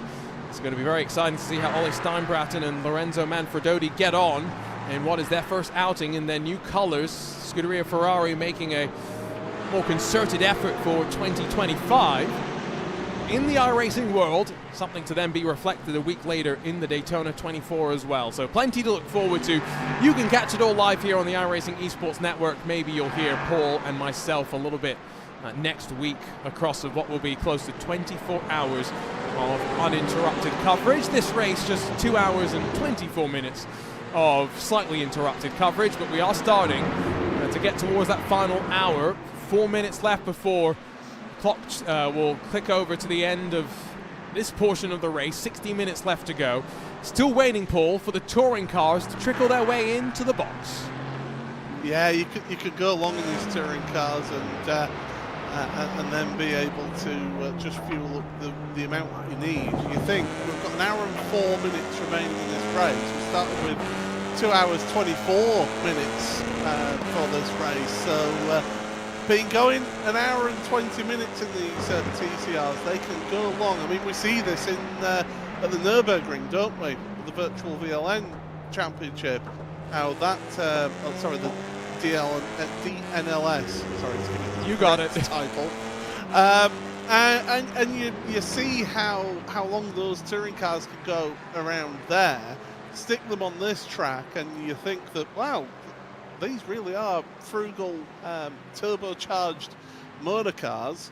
We should go out and buy one, and that's part of the joy of touring cars, is they're a more attainable car, I would say, of being able to drive the road variants out there on the road, compared to, say, like your GT4s and your GT3s, which are a bit pricier. I thought consumer advice, Paul Smith was saying, buy a touring car for the road. It's more economical than a road car. Oh no, these are not economical. Trust me. I've spoken to. Well, I actually, when I was in Monza, I spoke to one of the series organisers from Creventic, and they were there saying that, yeah, the touring cars, the TCRs, are about brand new, 120,000 euros at that time, but they cost the same to run as a Porsche Cup car. So the running costs of them is eye-watering for these, even though they are quote-unquote just a road car with a roll cage and some special bits. Yes, I did not realize they were that expensive to run, but I mean, does that just mean I should get a Porsche Cup car for the road? That's yes. What I'm hearing from that one. Porsche, I mean, you've got the two commentators of the Porsche Esports Super Cup in the booth. Let's hook us up with a Porsche Super Cup for the road. Back over to your GT4s, where Deeth and Haas are working well together here, Paul. Former teammates, as I did mention. And lap on lap, anywhere from 3-4 tenths a second quicker. Now, yes, they'll give up a bit of time in the pit stop, we do believe, but they've taken what was an 8-second gap about 20 minutes ago and grown it to around 12 seconds. So slowly but surely, they're making some significant ground to building an advantage. Now, is that the effect of having that lighter fuel load, perhaps? I think so. For them, just having that little bit of extra pace, lap on lap, certainly will help you. But then you've got the flip side of, you're then going to have the heavier car for the final stint. So it all balances out. But you're absolutely right. The fact that you're able to pull out that gap, that they've been working together to get that gap pulled out of the front, has been key to this race for Deeth and Hasser. They really do need to work together to move forward. And I saw a couple of people in the chat saying that they felt a bit surprised that there was a Porsche running so well up towards the front in the class, but maybe a testament to A. Corentin Gunes, B, maybe the actual strength of the Porsche at this level with the way they've set the car up as well.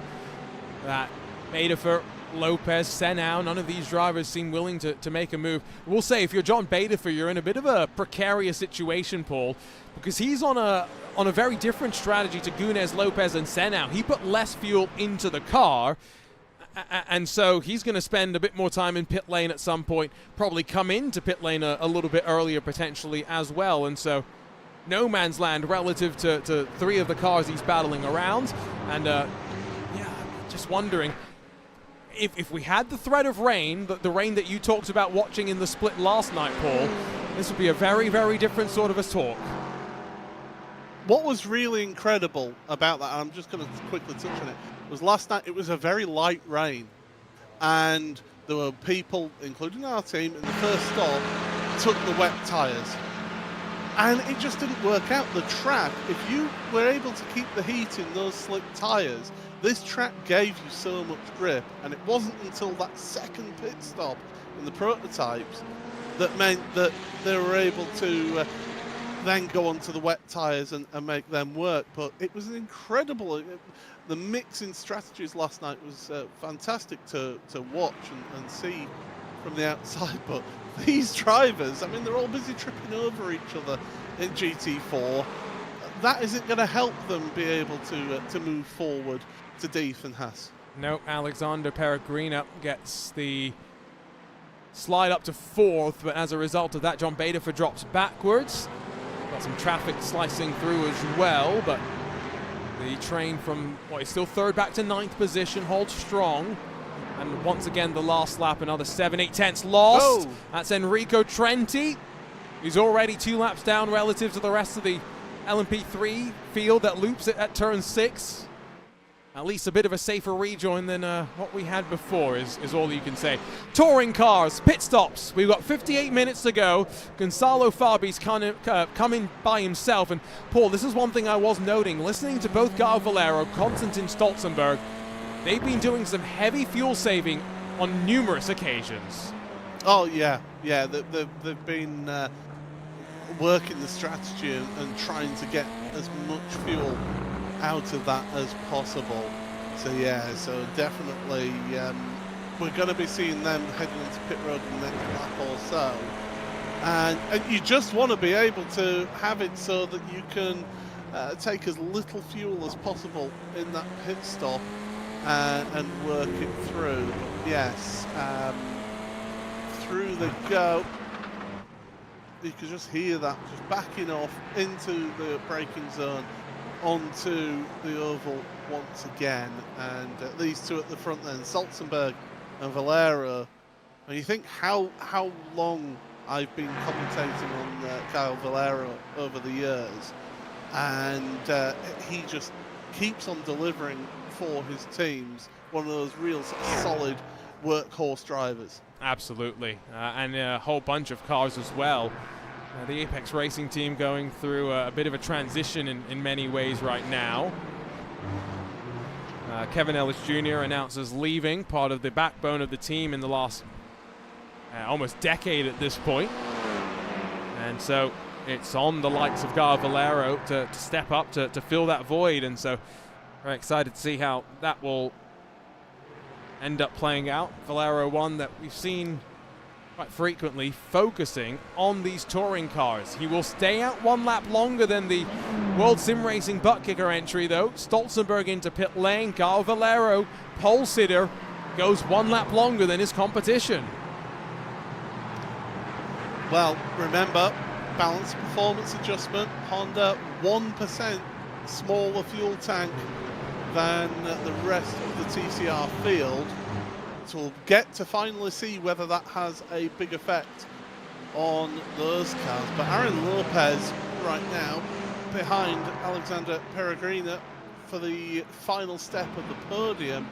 And that gap to the front two, it's still growing, isn't it? It's 14.2 seconds now.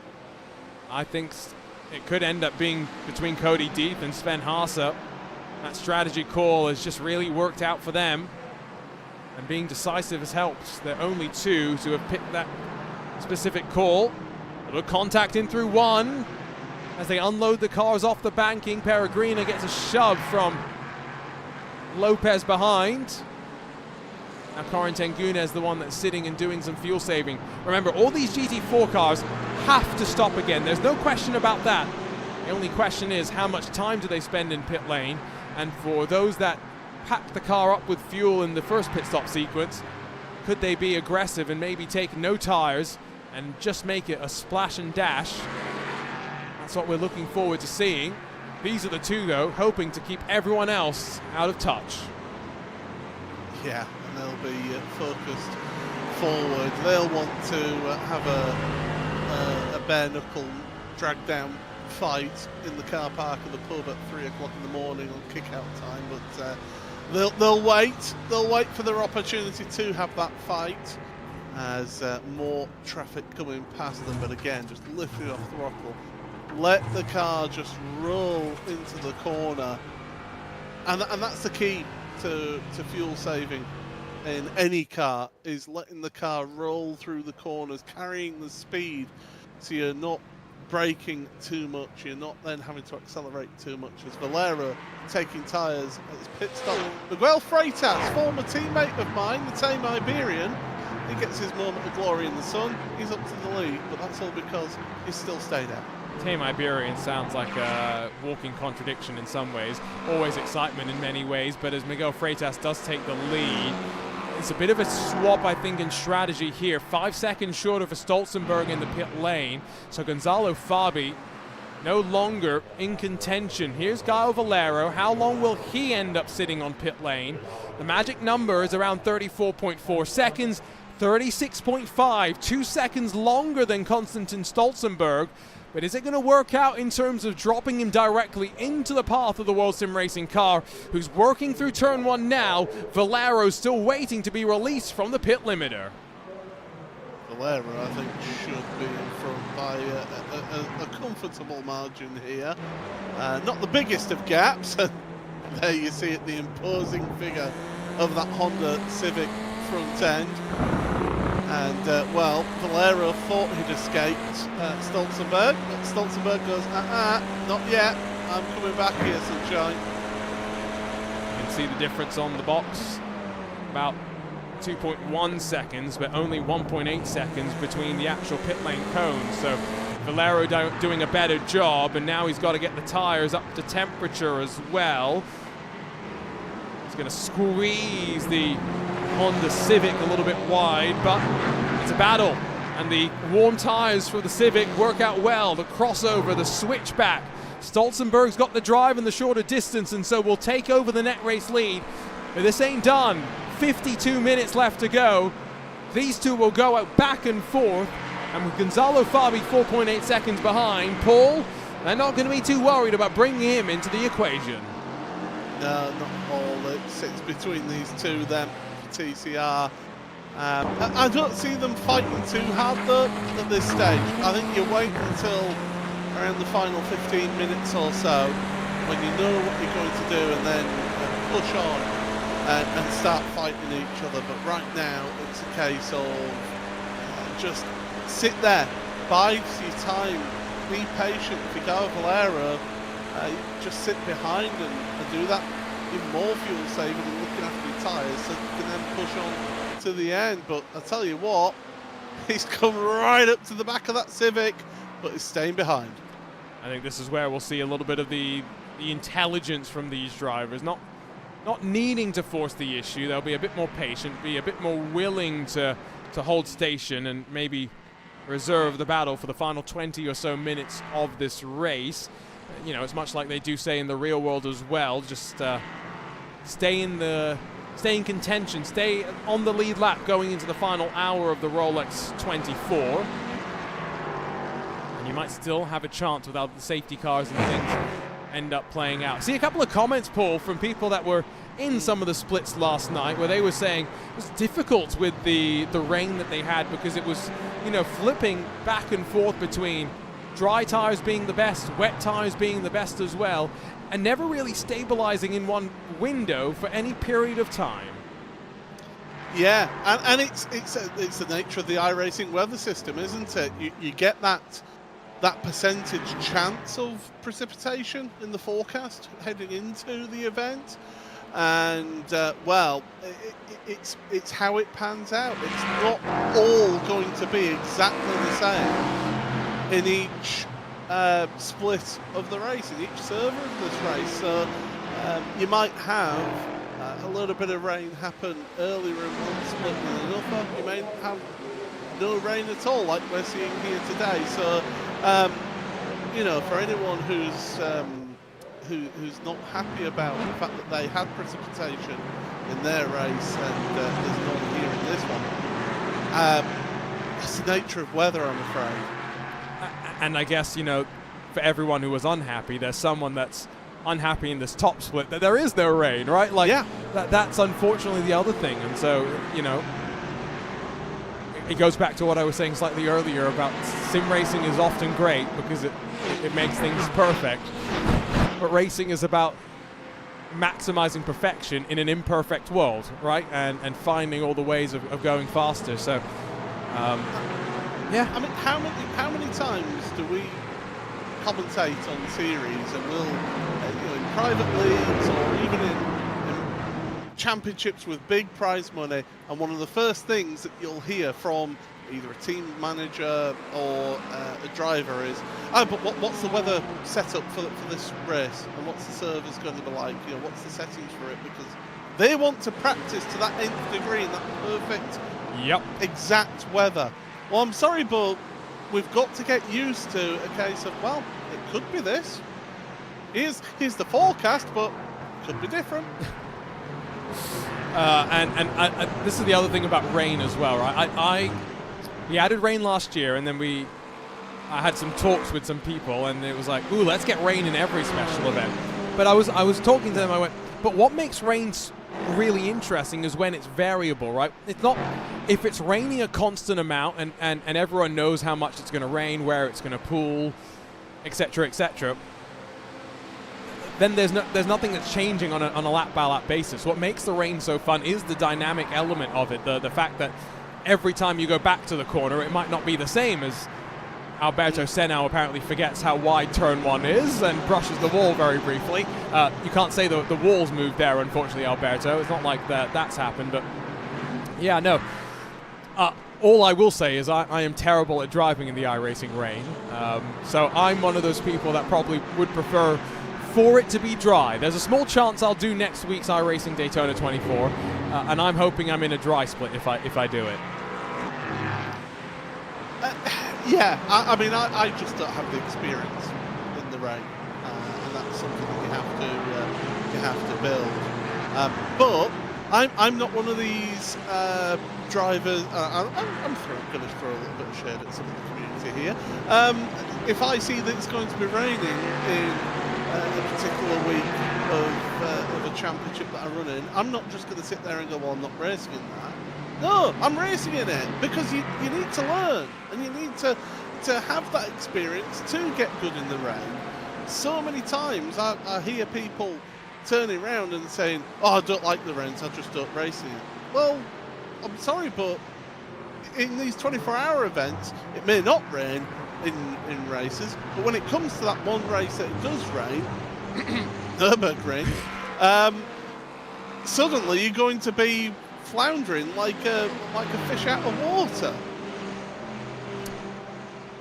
Me is what you're describing. So yes, no. And my team want to drive the GTP as well. So that even more danger, where you put hybrid power in my hands. It sounds like a good idea. No, I promise you it is not. We're going to see the GT4 pit stop window opening. Patrick Hingston was amongst the first to be scheduled. That's Dylan Burse. That's apparently blown an engine. I got concerned for a second that it might be Cody Deeth, but no, it's a different Eclipse SimSport car. But Paul, we knew that all the GT4s had to make another pit stop. This will give us that sense for how long it needs to be. Yeah, and with 46 minutes remaining, it's not going to be a full service, but it's certainly going to be a longer service than those that will come along later on in the stint. Having that patience there. Up on the jacks as well, getting tyres fitted to that car. May not go for the full set, may go for, say, a pair of rears, or even the right side tyres, isn't it, that take the hardest hammering around this track. Although it's not the worst for tyre wear, is it, around this track? No, I think, the right sides take a bit more load on the banking, that is for sure, but definitely not as bad as maybe some other ovals in particular, given how things work out. This is what we were talking about earlier with the pit lane now technically extending all the way to these green cones. Finally, you can hit off the pit lane limiter and release yourself up to racing speed, and Patrick Hingston emerges into some clean air. That's somewhat important. So 45.1 seconds for him, and we'll keep an eye on how long the pit stop's going to end up being for some of those other competitors. Still expecting that potentially there are some thinking of just a splash and dash, and might even be thinking of not taking tires in the final trip down the pit lane. This, though, we've got two GT4 leaders up towards the very front. And I don't expect to see these two taking tyres in that. I say that. They, of course, took a little bit less fuel, didn't they, in their pit stop. Although it's only about 9 seconds, wasn't it, difference between them and Peregrina. No, not Peregrina, sorry, Aaron Lopez and Corentin Guinness out there, as Austin Young from the overall race lead heads onto pit road now with an interesting helmet, shall we say. Yeah, I've avoided any comment about that so far this race. but I'm glad it Oh, didn't. that's the only comment I'm making. I'm glad it didn't miss anyone else's attention as well. He is the only LMP3 driver in this time around. So Francis McGinn takes the race lead, but again, Austin Young is so far out front. 44 minutes left to go. Stay out of trouble. This race victory likely to be his. GT4 still very interesting. Touring car, it's still between Gar Valero, Konstantin Stolzenberg. That's going to be a little bit of a fight in the final 10 minutes, you'd assume, in the touring car category. Might be some questions about how that BOP might favor one of those cars in the final 10 minutes, but both Valero and Stolzenberg are leaving themselves in a position in which they can still fight. And these GT4 drivers, by the way, Paul, haven't really been keeping my eye on it, but I've just noticed 15 seconds is now that advantage, so it's almost doubled since they came into pit lane for Sven Haase and Cody Deeth, their gap behind to those chasing them down. Yeah, it's been an imperious drive, and don't forget Peregrina in third place in that McLaren there that we're seeing right now. Took a shorter pit stop as well, so he's had to work his way through Lopez and Guinness and Senau, who was our early GT4 race leader. He's had to work his way through it. Well, he's going to drop back when he takes a longer pit stop the second time around compared to those three drivers. So it's interesting to see how those lap times haven't been there for Lopez, Guinness and Senau compared to the race leaders. But now it's still a couple of tenths per lap quicker that the race leaders are able to do. And it's a couple of tenths that really do start to add up at the end of the day once you start to tick them away. This is a race where we're only expecting 80 or so laps, 85 maybe. And once you get to the Daytona 24 and the almost, it's just shy of 1,000 laps that will do, but in excess of 850, almost 900 plus laps. A tenth here and there does really start to add up. More LMP3 pit stops. Francis McGinn from the race lead. He's followed in by Brandon Roseborough, by Theodore Jensen, as now they wait to drop and roll off and away once again. Austin Young back out onto track behind Jan Sentikowski in the Team Hoisingveld entry, but again, 40-odd seconds is advantage heading into the pit lane sequence. He's just got to stay out of trouble, and if you believe in the commentator's curse, well, Austin Young has got 26, 27 laps to prove us wrong here, Paul.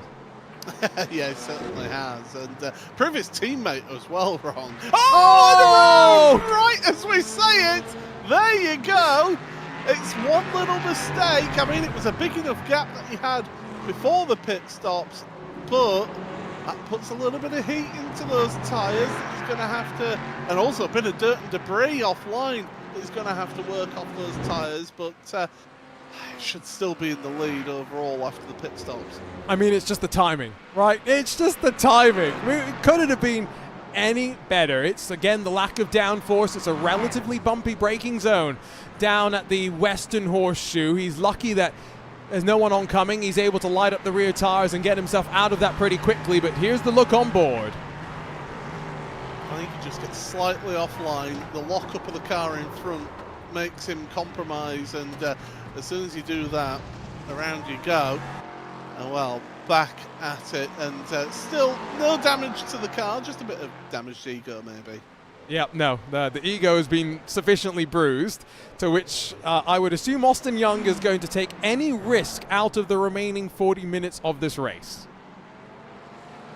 He'll be fine. Put it out of your mind. I say that it'll be fine, but I think his teammates will probably give him a little bit of stick over that one. Going, come on. And that wasn't his such a outlap. commanding lead. He doesn't even have the outlap excuse. That was one lap after. His tires should have been a little bit more warm. Yeah, they should have been, but shoulda, woulda, coulda. It's all words. You've just got to say, and just hold the hand up and go, yeah, no, that's what my mistake. Yep, the message has come through from Andrew Langham. Slight difference in downforce level. Sentikowski may be running a bit more downforce, and so, or a little less downforce potentially, and just misjudging, and fortunately no contact, and able to minimize the impact. his teammate, Austin Young's teammate, John Badefer in the GT4 class into pit lane alongside DJ Alessandrini. Claudio Max going to follow them in as well. Final trip down based on Patrick Hingston. Let's not forget, he was stationary for 45.1 seconds. I'm expecting those cars, 40 seconds or so, to be up on the jacks before they're off and rolling once more. Well, with Hingston, it seemed to be 45 seconds for 45 minutes. Because he did come out with 45 minutes remaining in the race. So going by that irrational theory, it should be 38 seconds or so in the pit box for those couple of drivers. And they proved me wrong by going slightly longer. Well, you yourself said it was slightly irrational, but I'll just say I saw the logic in what you were doing. It made sense to me. I was picking up what you were putting down. I haven't done much racing in the GT4, which is also kind of where I sometimes struggle with the fuel and the strategy. Is that, you know, you talked about the DNLS, the Digital Nürburgring Endurance Series, that often has races which fall between traditional windows. You know, we have a 3.5 hour race length as an example, and so it's always interesting in this GT4. Lighter cars do tend to be a bit of an advantage based on what I've seen there, and so it was quite interesting seeing, you know, Lopez, Gunez and Senau top the car off with fuel in the first stint of the race. What Sven Haase and Cody Deeth have kind of done is maybe a little bit more aligned to what I've seen in the DNLS in particular, and so last time by, gap between first and third, 16 or so seconds, as Alexander Peregrina brings the fiercely forward number 9 into the box for the final time today. Is it a case of just balancing out the two different stints to try and be lighter more often than the other cars who have got to carry that heavier weight? Have to wait and see how it balances out, but I do feel that Haase and Deeth have pulled an absolute blinder here so far. And with that gap at the front in GT4, 15 seconds, it's sort of just petered out to around about 15 seconds, hasn't it, for them at the front? Although it is ahead of Lopez, who of course is another one that was on a... Oh no, he wasn't. It's just changed, of course, because Peregrina's come onto pit road. He was one that was on the lower fuel load. So yeah, Lopez, Gunez, Senau, and Fluke as well, who's just off the back of them by a few seconds. They're the ones. They'll be looking ahead and going, maybe we've not quite worked this one out right. And again, it's what makes the strategy so interesting. I've just seen another car, by the way, with a drive-through penalty. So another one has racked up 20 incident points. You can do that by running off the track 20 times or hitting another car with enough contact 5 times. Or any sort of combo in between those two. I'm expecting for many of these cars, it's more a mix of the two. And I'm expecting potentially by the time we get to the final 10-15 minutes, there will be some of these drivers that will be a bit concerned. It's very easy, Paul, through the bus stop to run wide, put a foot off into the grass, and bam, that's 1x right there, and you do that 20 times over the course of the race. It's a drive-through penalty. You think how many laps that these drivers are completing in this race as well. You know, the GT4s are on, what, like 58 of their race, so you're absolutely right. Just wheel onto the dirt there in the bus stop chicane, and 20 laps, you've picked up those instant points. As I could tell you that the prototypes, some of the rest of them are now onto pit road for their final pit stop. Jan Sinkowski, by the way, staying out yet another lap, so he's gone longer than some of the other prototypes. It's not the first time that we've seen Jan do some pretty impressive fuel saving. Maybe it goes back as well to the different downforce that he was running relative to Austin Young. That was one thing that was maybe cited as a influencing factor in the incident where the race leader had that slight moment. And so just something that does help out. If you're running lower downforce, you have to spend a little less time on throttle through a lot of the corners. And so it is reflected in the usage of the right foot, the usage of your fuel as well. You can see that the leading GT4 pairing onto the banking through NASCAR's 3 and 4 already. Now, as the 3 cars behind them cycle through the chicane. So it's a quite significant advantage that they have right now, Paul. And when do you pull the trigger and start to maybe battle a little bit here? Because, you know, your Sven, your Cody, you might not want to do exactly the same as the other driver now on pit lane. You may want to try and pull yourself out of contention. I mean, I called it earlier on after they'd pitted. Work together until that final 15 minutes is what I said, and then look at what the size of the gap is, and then, you know, have your 3 a.m. bare knuckle fight in the pub car park with somebody saying, "Don't do it, Gary." As we look at what's happened to Peregrina, and that's down the inside goes one, doesn't see the other one making the move, and that's miscommunication there. That's nothing malicious, that's nothing intentional or anything like that. That's a case of one GT4 seeing one prototype, and the TCR getting involved in that as well. That was Matthias Pentula, not the first bit of contact today either for him. Bit of a frustrating one, to say the very least. Closing in on just under 30 minutes to go. Closing in on having 2 hours complete. They're 3 wide with traffic for the GT4 lead. They'll pass the touring car entry from Scherer Esports and slide their way on through. Sven Haase, Cody Deeth, still 16 now seconds in front of Aaron Lopez, Corentin Gunes, and Alberto Senau. Just waiting for them to make their final trips down onto pit lane. Touring cars, still Valero that leads. He's holding Stolzenberg at arm's length right now, which in touring cars, Paul, this is a pretty good effort from the Apex Racing number 5.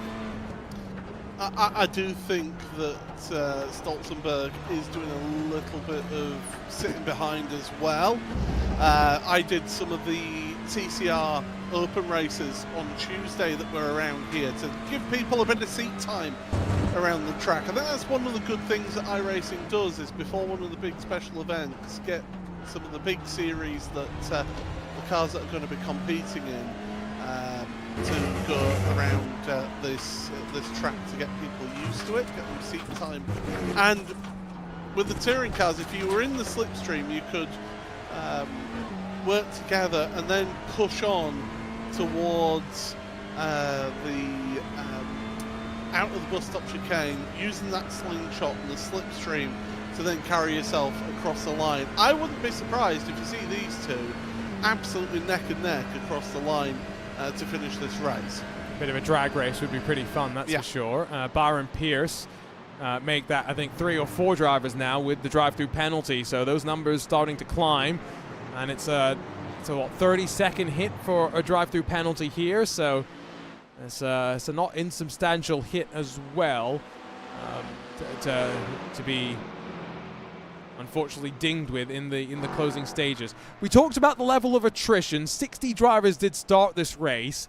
We are left with, I mean, you can argue probably 43 drivers left on the leading lap at this point. But Paul, we've still got around 50 cars out there and circulating, which it's good to see, including someone like Ian Chenguven, who got tangled up at the very start of this race, still out there and continuing to the very end.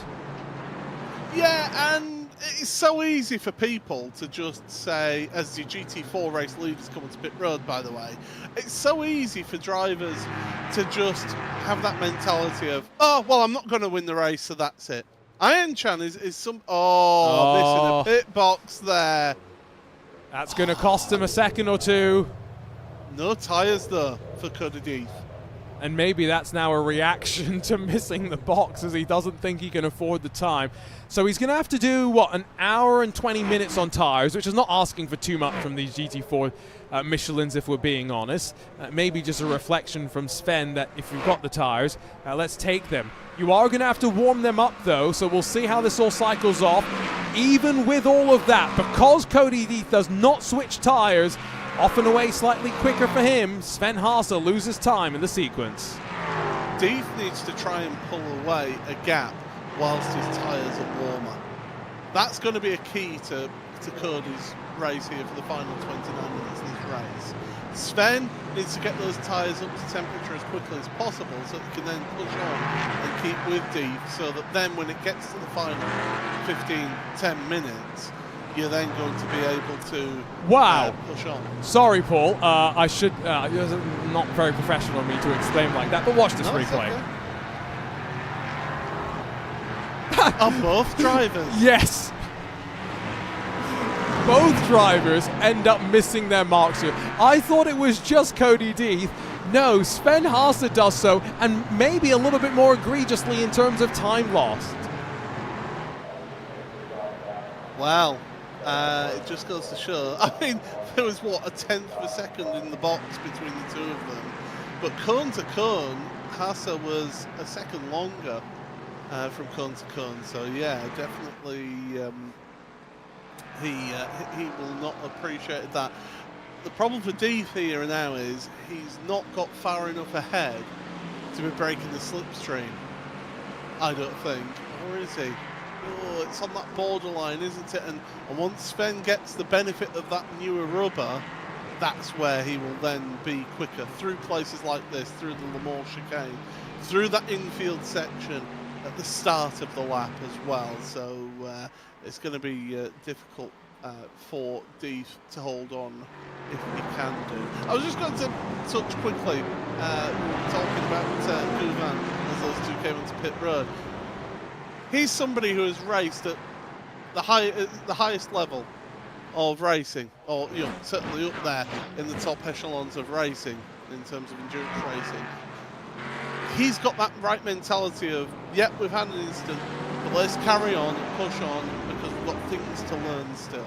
And I think too often in sim racing, people just go, I can't win, so that's it, I'm throwing the dummy out and the toys out the pram, and I'm just going to quit. Too often people don't carry on in that race and learn for future events what can happen and what they need to do in the future. They say you learn more from failure than success, right? Yes. But I'm not a very wise man, Paul, so how do you explain that one? Well, Niki Lauda. I mean, Niki Lauda was the one who famously, at a sports event, he was awarded a trophy. And he, in his speech, was saying, all of you who didn't win this, you will learn more from not winning this than I have from winning this. And that's what top athletes and top people in general in life as well. If you don't have failure in your life, you end up then making the same mistakes that eventually leads to a bigger failure further down the line. Whereas if you do have knockbacks and setbacks that challenge you, you can then learn from those mistakes and be a better person going forward in your future life and be potentially more successful. Yeah, you still haven't explained why I'm not a wise man with all the failure that I've experienced on the racetrack, but that's okay. Well, that also means that you have to actually learn from those mistakes, Arjun. Damn it, Paul! You mean I've got to go to school again? Hey, I'm sat here in this commentary box with you, my friend. So fair enough. No, that is very true. Black. There's a little bit of concertina up in the Western Horseshoe as the GT4 leaders get past. We're keeping an eye on Cody Deeth and Sven Haase. Lap time wise, they're now losing a couple of tenths to the leaders in the GT4 class. So at one point they had the advantage, now they're giving it up slightly, but it will be cycled back towards them at the very end of the race, you'd assume. Touring car leaders right on top of one another again. And this is where we can maybe get a sense, Paul, for how strong each of these cars is. You talked about the differences in BOP on board with the Honda, which has, of course, got the draft right now trying to pull itself towards the line, but it's still not really closing. If this was the final lap, Gallo Valero would be feeling pretty good. Well, don't you say that, but it's here. It's at this point where you really get that slipstream. You're going to see it. You've got to be close enough, though, coming out of the bus stop chicane, out of the Le Mans chicane. That's the tricky part. The thing that helps Stolzenberg there, though, is that Honda chassis. It is a really strong chassis. there that's got some good turn on it compared to the Audi. The Audi can be a little bit cumbersome at times in some of the corners, so you've got to use that chassis advantage from the Honda, but the Audi has got a bit of grunt, and the different gearing of that Audi as well can be advantageous in other ways as well. It's always interesting you talk about the touring cars when the Audi was available both as the DSG and the sequential versions. One infinitely more popular and successful than the other, but one also a little bit cheaper to get out there and race, and I'm sure in terms of running costs as well. Hasn't been much LMP3 fighting to speak of, but I think we closing in on the final 24 minutes of this race. Officially 2 hours complete in this iRacing Roar presented by SimMotion. A couple of little things starting to develop, including the fact that Francis McGinn might start to increasingly feel the pressure from behind as Brandon Roseborough in the second of the Hydra Race Geodesic racing cars works its way forward, especially when you have a pretty poor run through the bus stop like that and move made easily. McGinn goes high. Yeah, has to serve a slow down penalty, and people might be seeing that and thinking, well, why has he gone high there?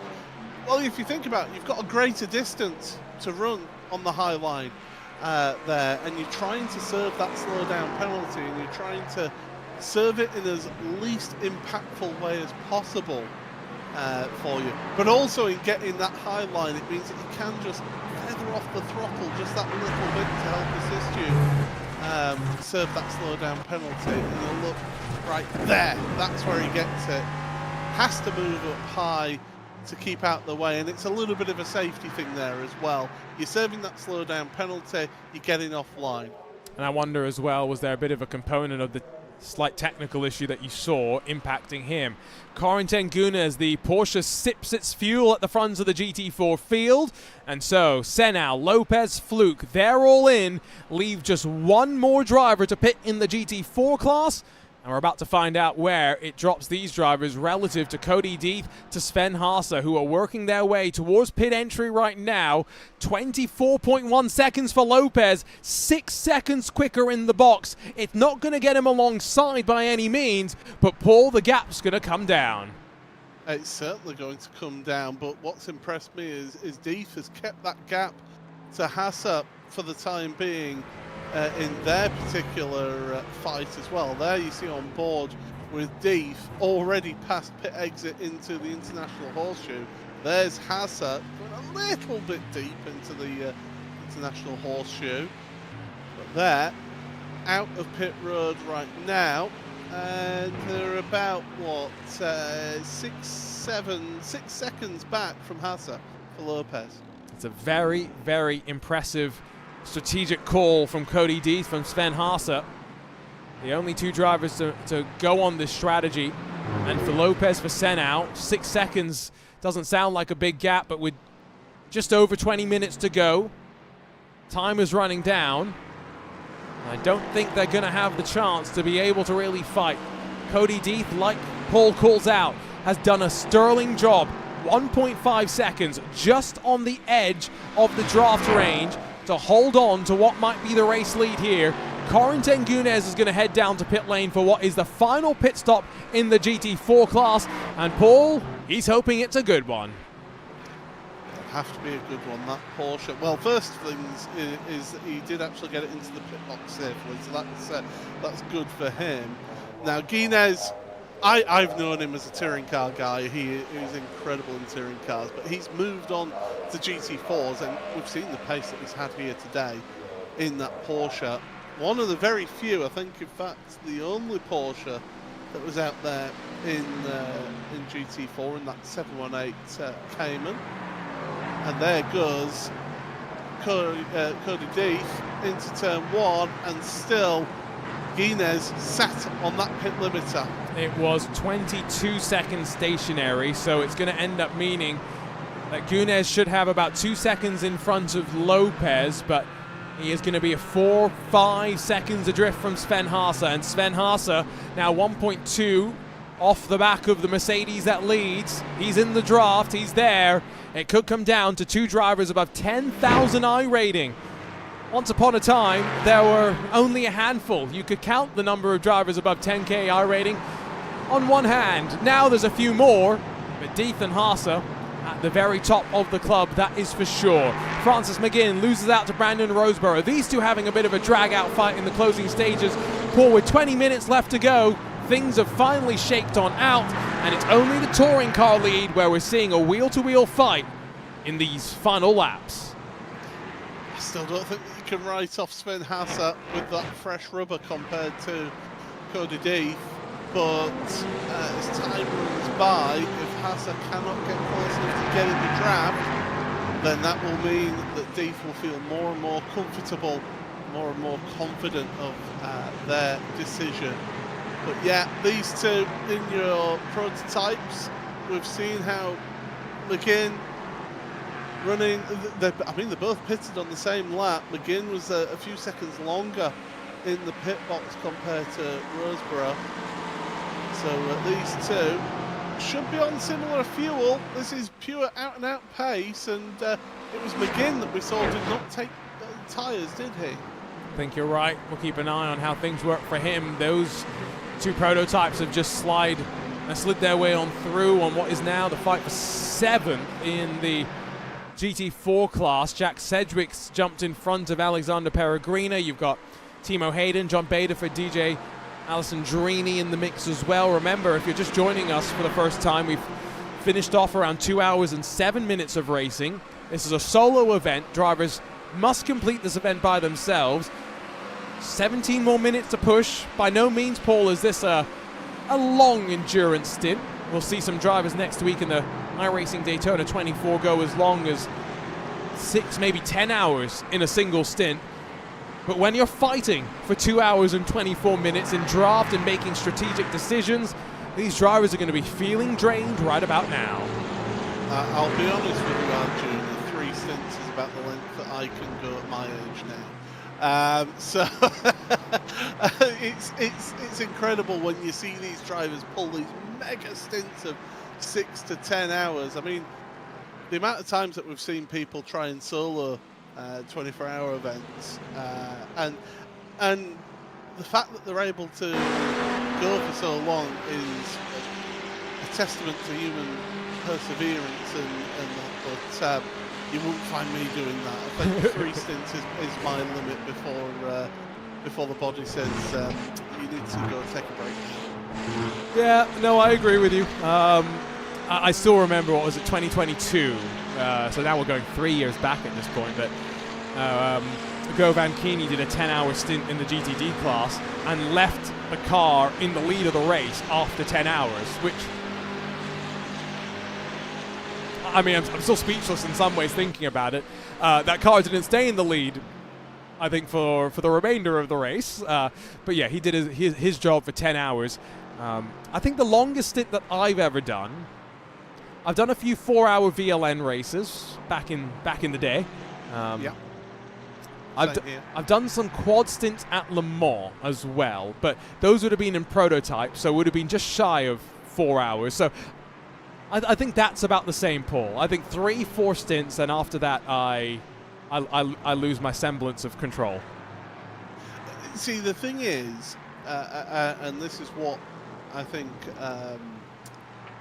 makes me impressed with drivers who can do 6-hour races at the Nordschleife. Doing a quad stint at, say, Spa or here is one thing, but to do a quad stint at the Nordschleife, Nürburgring, with the focus that you have to give that track, the respect you have to give that track, is another, and that's where I do have that respect for those drivers who are able to do those 6-hour stints on their own there. And THR Sim Sports in the YouTube chat, yeah, that is the reason for me as well. I mean, I've got some stories about, you know, doing some of the 4 and 6-hour VLN races, and, you know, you'll get to a pit stop. This, fortunately, was in the time when tires and fuel were done separately on GT3 cars. So you had about 60-odd seconds to run to the bathroom, do whatever you needed to do, wash your hands, most importantly, and then get back into your sim rig. And I don't think I ever lost too much time. I probably lost a little bit of time, but you know. So, Fun.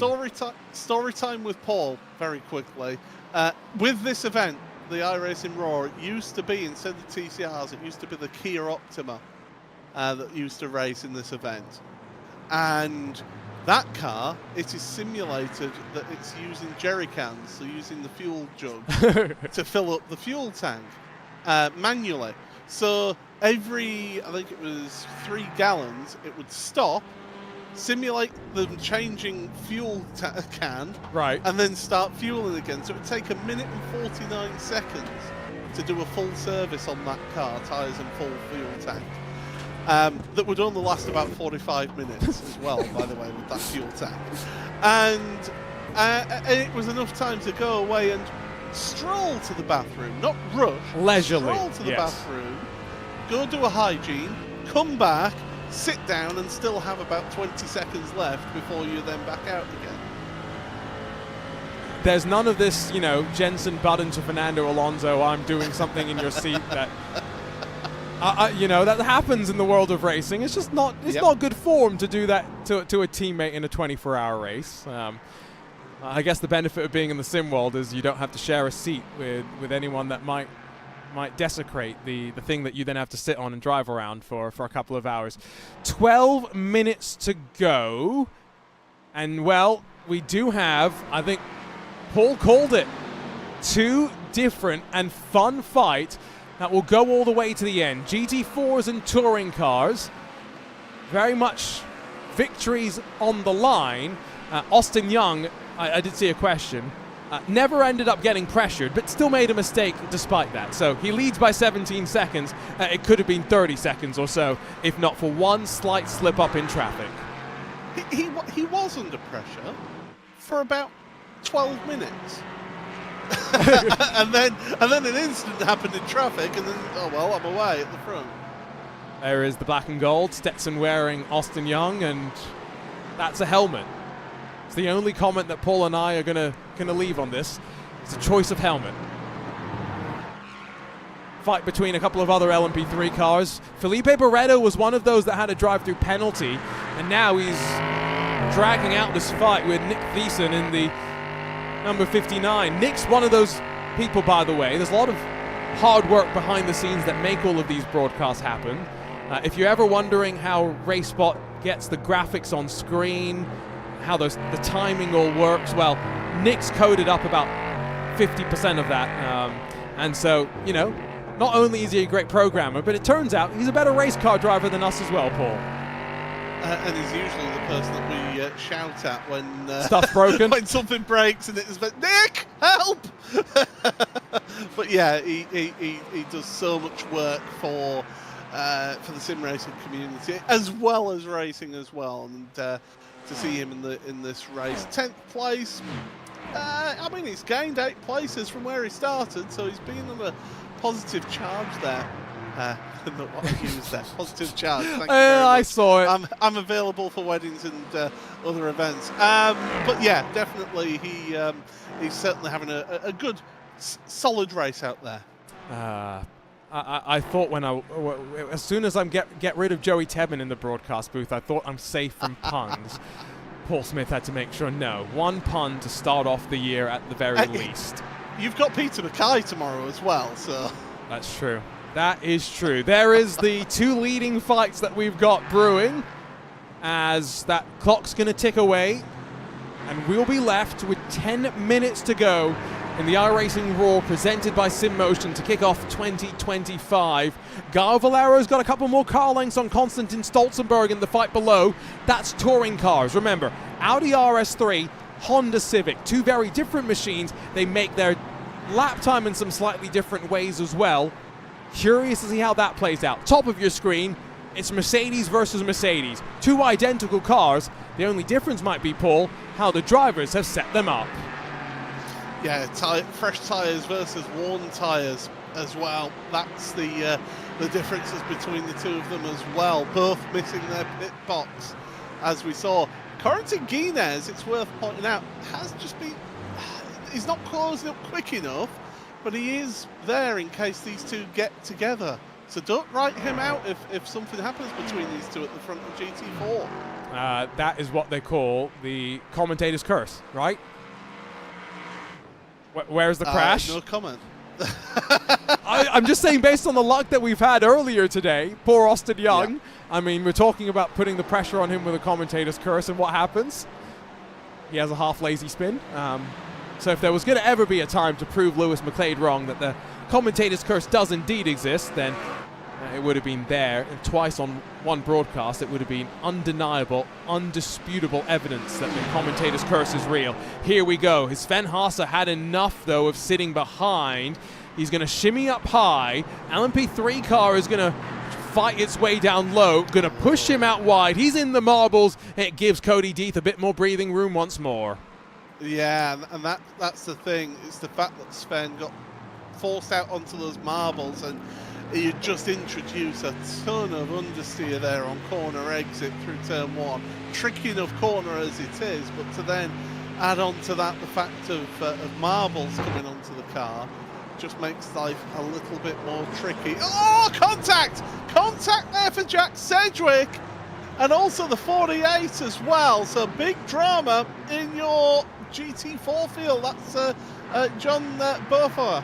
And, well, this is uncomfortable. Bashes the rear end into the wall, just trying to turn it around.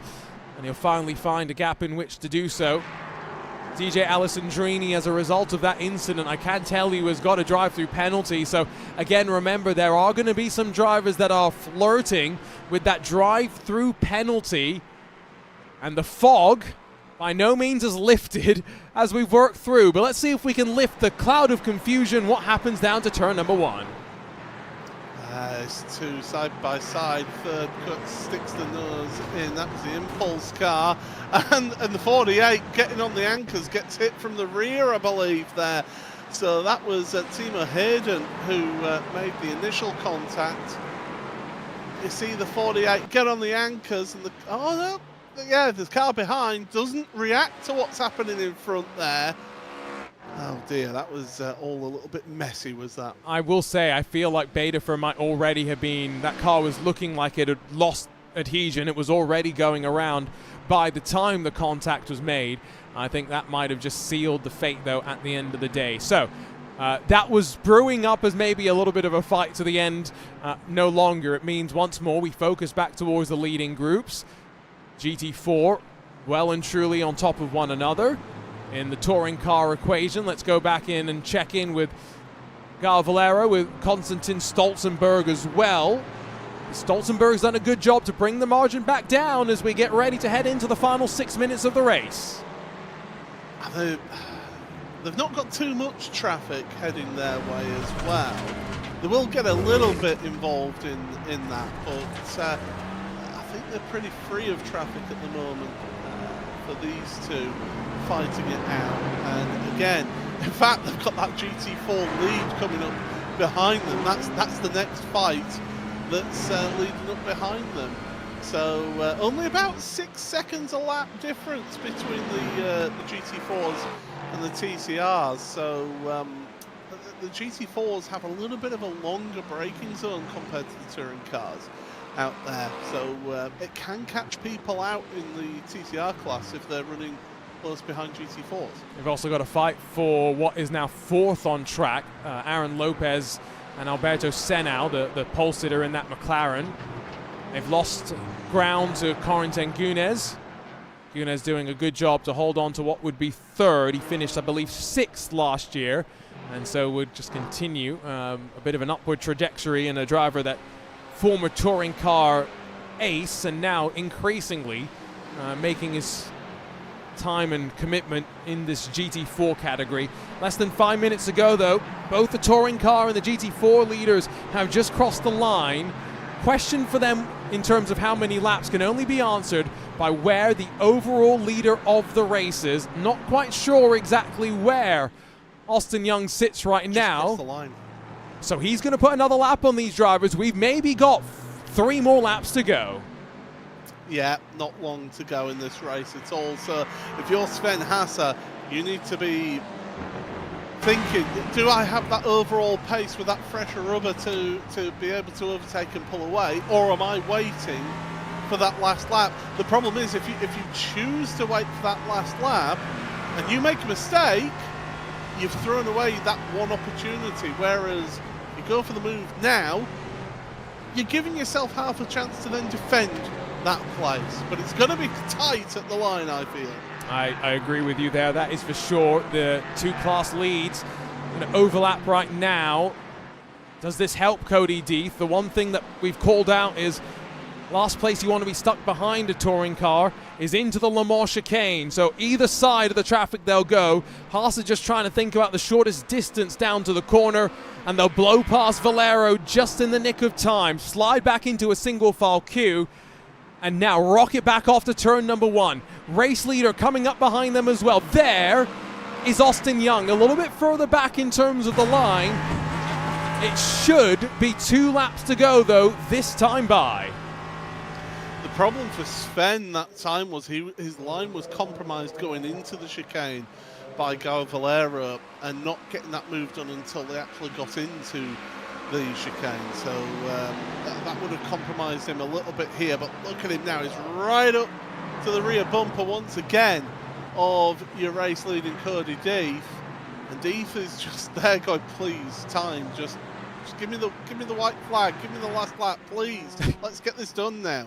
And former teammates, again, I'll call that one out in the GT4 class. So Sven and Cody have raced together their fair share as well, which, Paul, I think in many ways makes this even more intriguing, right? Because they know kind of the tendencies of one another. They've practiced plenty. They've looked at data for one another.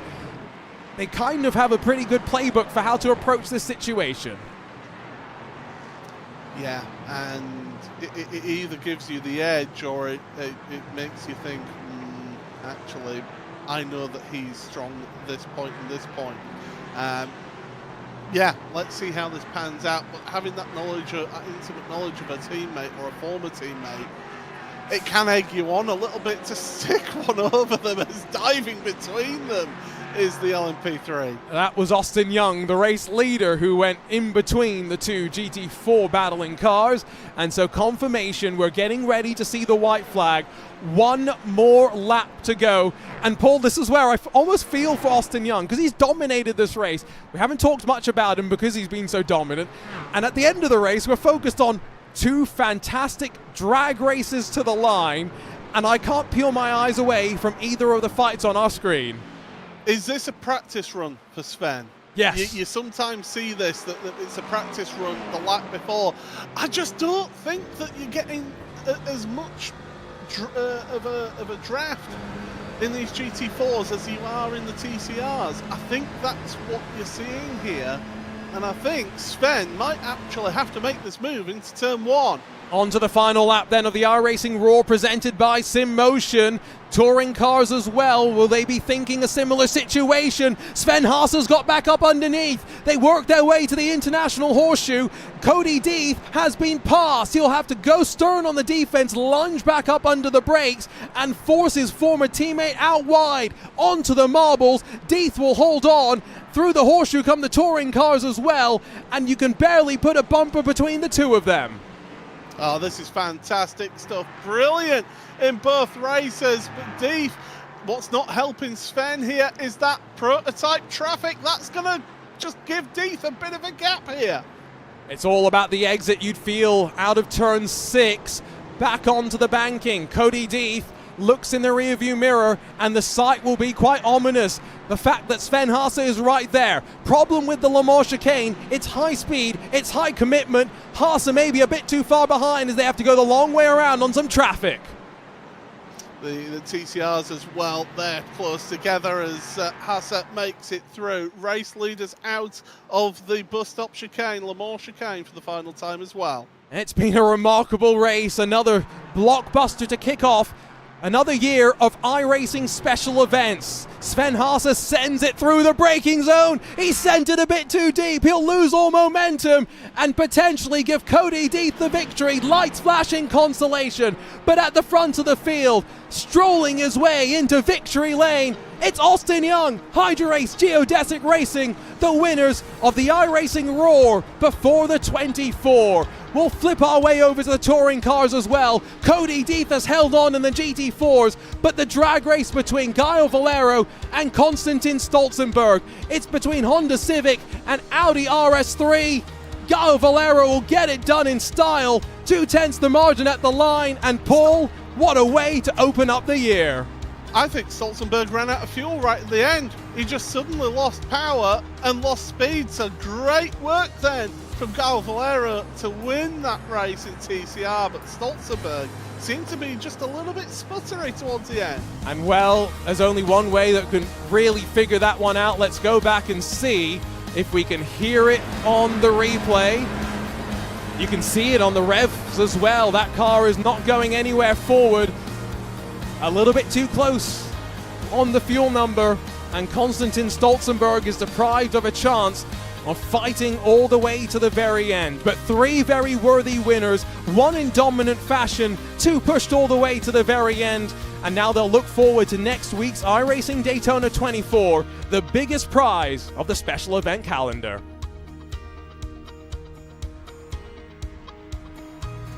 We'll give a moment for these winners to cycle their way back around. Not sure that Cody Deeth maybe has got enough fuel to do so. Gaio Valero celebrating off in the grass, but Paul, I mean, we've been now together in the broadcast booth for this event for the last couple of years, and I've got to say I look forward to it each and every time January rolls around. And I think that was one of the more exciting finishes that we've called here as well in the iRacing Roar. Great stuff to see, and making sure to use every single piece of that rubber that he's paid for is Cody Deeth. Thoroughly deserved win for him, and Austin Young. We barely mentioned him throughout the race, apart from when he binned it, but my goodness, what a performance from Austin at the front of the prototype field. I mean, if we aren't going to mention you much, at least it should be if you finish at the front, right? And a dominant win. The margin could have been even larger at the very end of the day, and a foggy, overcast afternoon in the Sunshine State is not going to dampen the mood of our race winners. Gaio Valero celebrates in the background as well. Looking forward to catching up with both of them in our post-race coverage. Confirmation of the results. Stetson wearing Austin Young strolls his way into victory lane. 25.4 seconds clear. That margin could have been upwards of 40 if he had avoided a couple of mistakes maybe here and there. Pascal 6 for Core Sim Racing, 9 positions gained for him, 10 positions for Dario Frattini. Both of them starting outside the top 10, but staying clear of all the drama and working their way past the likes of Brandon Rosberg, Francis McGinn, and Fernando Busquets. Jan Senkowski, slightly different strategy and setup call for him. 7th, exactly where he started, in front of Felipe Veredo, who finishes in front of Nick Thyssen. Daniel Lomba, the final car to round out the top 10. And then just 2 more cars left on the lead lap. Theodor Jensen, Benjamin Cora. Before you get down to 1 lap down, Kevin Doguet and Damien Vrie. Daniel Harris finishes this race 4 laps down. He'll be thinking about what could have been given the pace that he's shown. Ivan Machado Perez as well, a similar situation before Enrico Trenti, Byron Pierce, Alex Ardoin, and then Timo Milikangas and Niels Koch at the very back of the LMP3 class. 3/10, that's all that splits former teammates Cody Deeth and Sven Haase, but it's a battle between 2 Mercedes, and it was the run out of the Le Mans chicane that gave Deeth exactly what he needed. Corentin Gunes a little bit closer to Aaron Lopez and Alberto Seno at the end, wondering if maybe some fuel margins played a factor there. Jamie Fluke able to finish in 6th position, 7 spots up from where he started, in front of Alexander Peregrina. 7 spots gained would be impressive, but 12 spots gained for Timo Hayden, 13 for Lucas Tolman, and then Jack Sedgwick rounds out the top 10. Claudio Mack, John Badeford, DJ Alessandrini, Chris Beats, Florian Bodin, Damon Woods, Kevin Desnoyers, Patrick Kingston, Jamie Christensen, and Vladislav Shopov round out the top 20.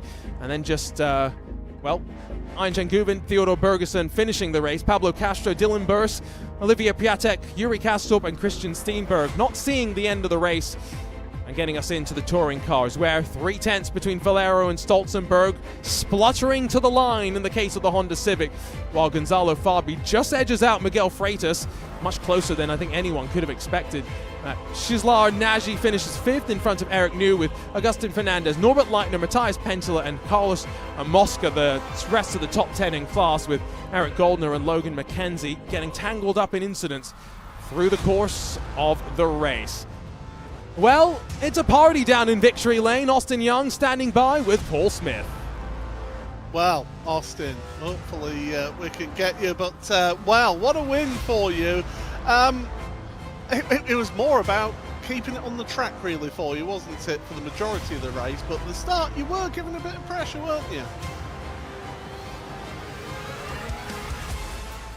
Hopefully we can hear from Austin. We're currently, I can't hear him anyway. I can't hear him either, unfortunately, I can confirm. Okay, I'm glad it's not just me. The joys of... sorry. I fixed it. Sorry, guys. There we go. Yeah, no, definitely would have been a fun battle with Ivan and Daniel. They were keeping me honest, pressure me into some mistakes, but once they had their incident, it was easy to kind of just maintain pace, stay focused, keep it clean. And how tricky is it for you when you've got a bit of a gap there at the front to keep your focus there whilst working through this lap traffic? And yes, we did capture your little spin there at the Western Horseshoe.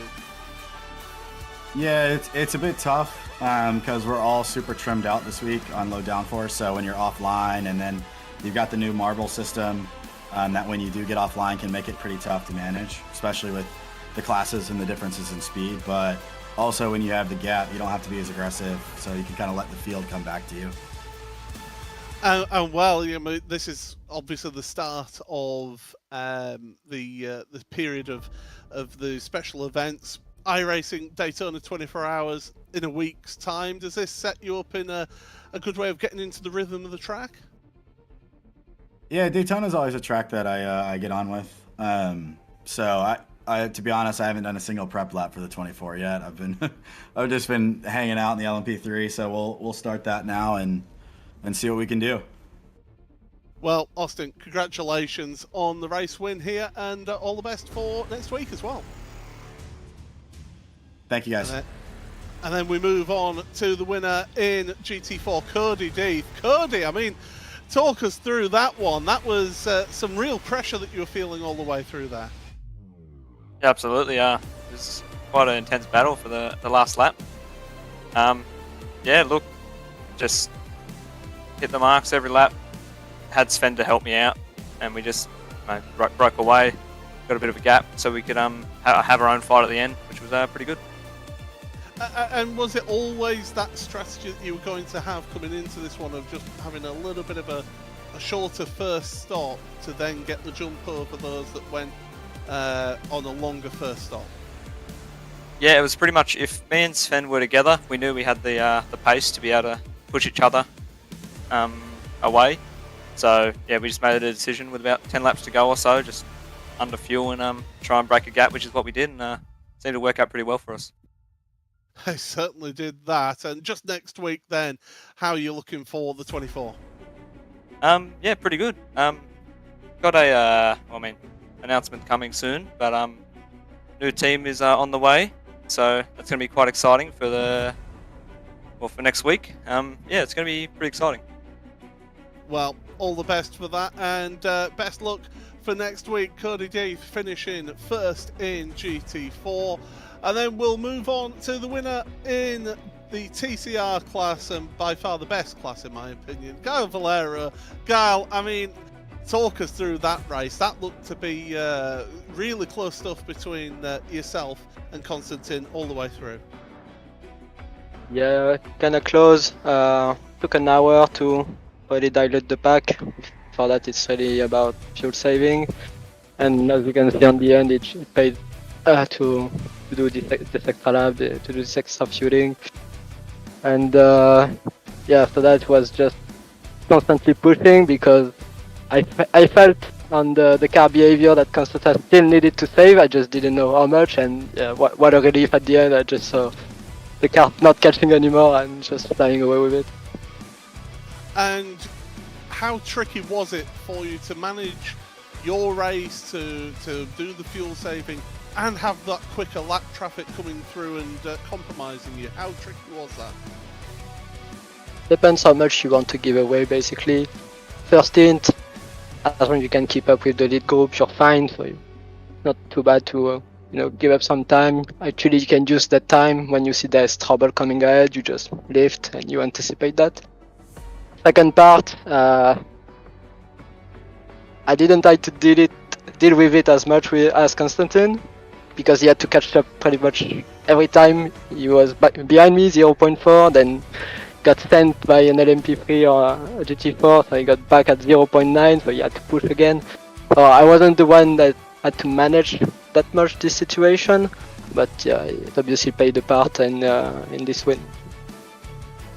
Well, Kyle, congratulations. TCR victory here in the iRacing Roar. Finally win in wrong wheel drive. There we go, Arjuna, our race winners here, and all thoroughly deserved. And I have even more appreciation for Gael now, just for making sure to slip the shot in. He won the race in wrong wheel drive. Paul, like I said, I look forward to the iRacing Roar. It's the start of the sim racing special events. It feels like the start in many ways of the endurance racing year as well, lining up with the Dubai 24 taking place the same weekend as well. Tomorrow, I'm excited, Michelin 240, final round of the IMSA Esports Global Championship, but we return here to the World Center of Racing in a week's time.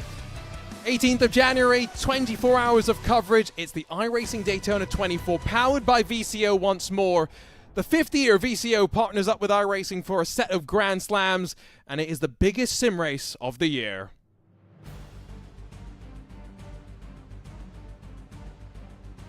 Oh, and Paul might have accidentally muted himself. Or we've totally lost him. I thought you perfectly wrapped that up. I thought it was brilliant. But yeah, no, it's one of my favourite events of the year to commentate on, and I'm looking forward to it next week. It should be an absolute cracker. It will be an absolute cracker. You'll hear hopefully Paul and myself for a little bit of that broadcast as well, alongside the rest of the fantastic team that we do have here at RaceSpotTV that helps put all of these shows together. But it's about that time that we bid you farewell and get ready to go. Don't forget, tomorrow you can join us on the iRacing Esports Network at 2 p.m. Eastern for the final round of the IMSA Esports Global Championship with Countdown to Green by Traction GG kicking off just before then.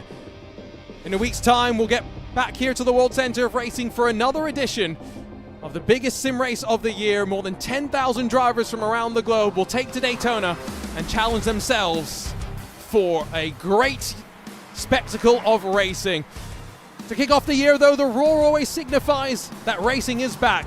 On behalf of our team at RaceSpot, Arjuna Kankipati joined alongside by Paul Smith, and signing off for the 2025 iRacing Roar presented by SimMotion. Congratulations to Austin Young, Cody Deeth, and to Gael Valero, winners here to kick off their new year.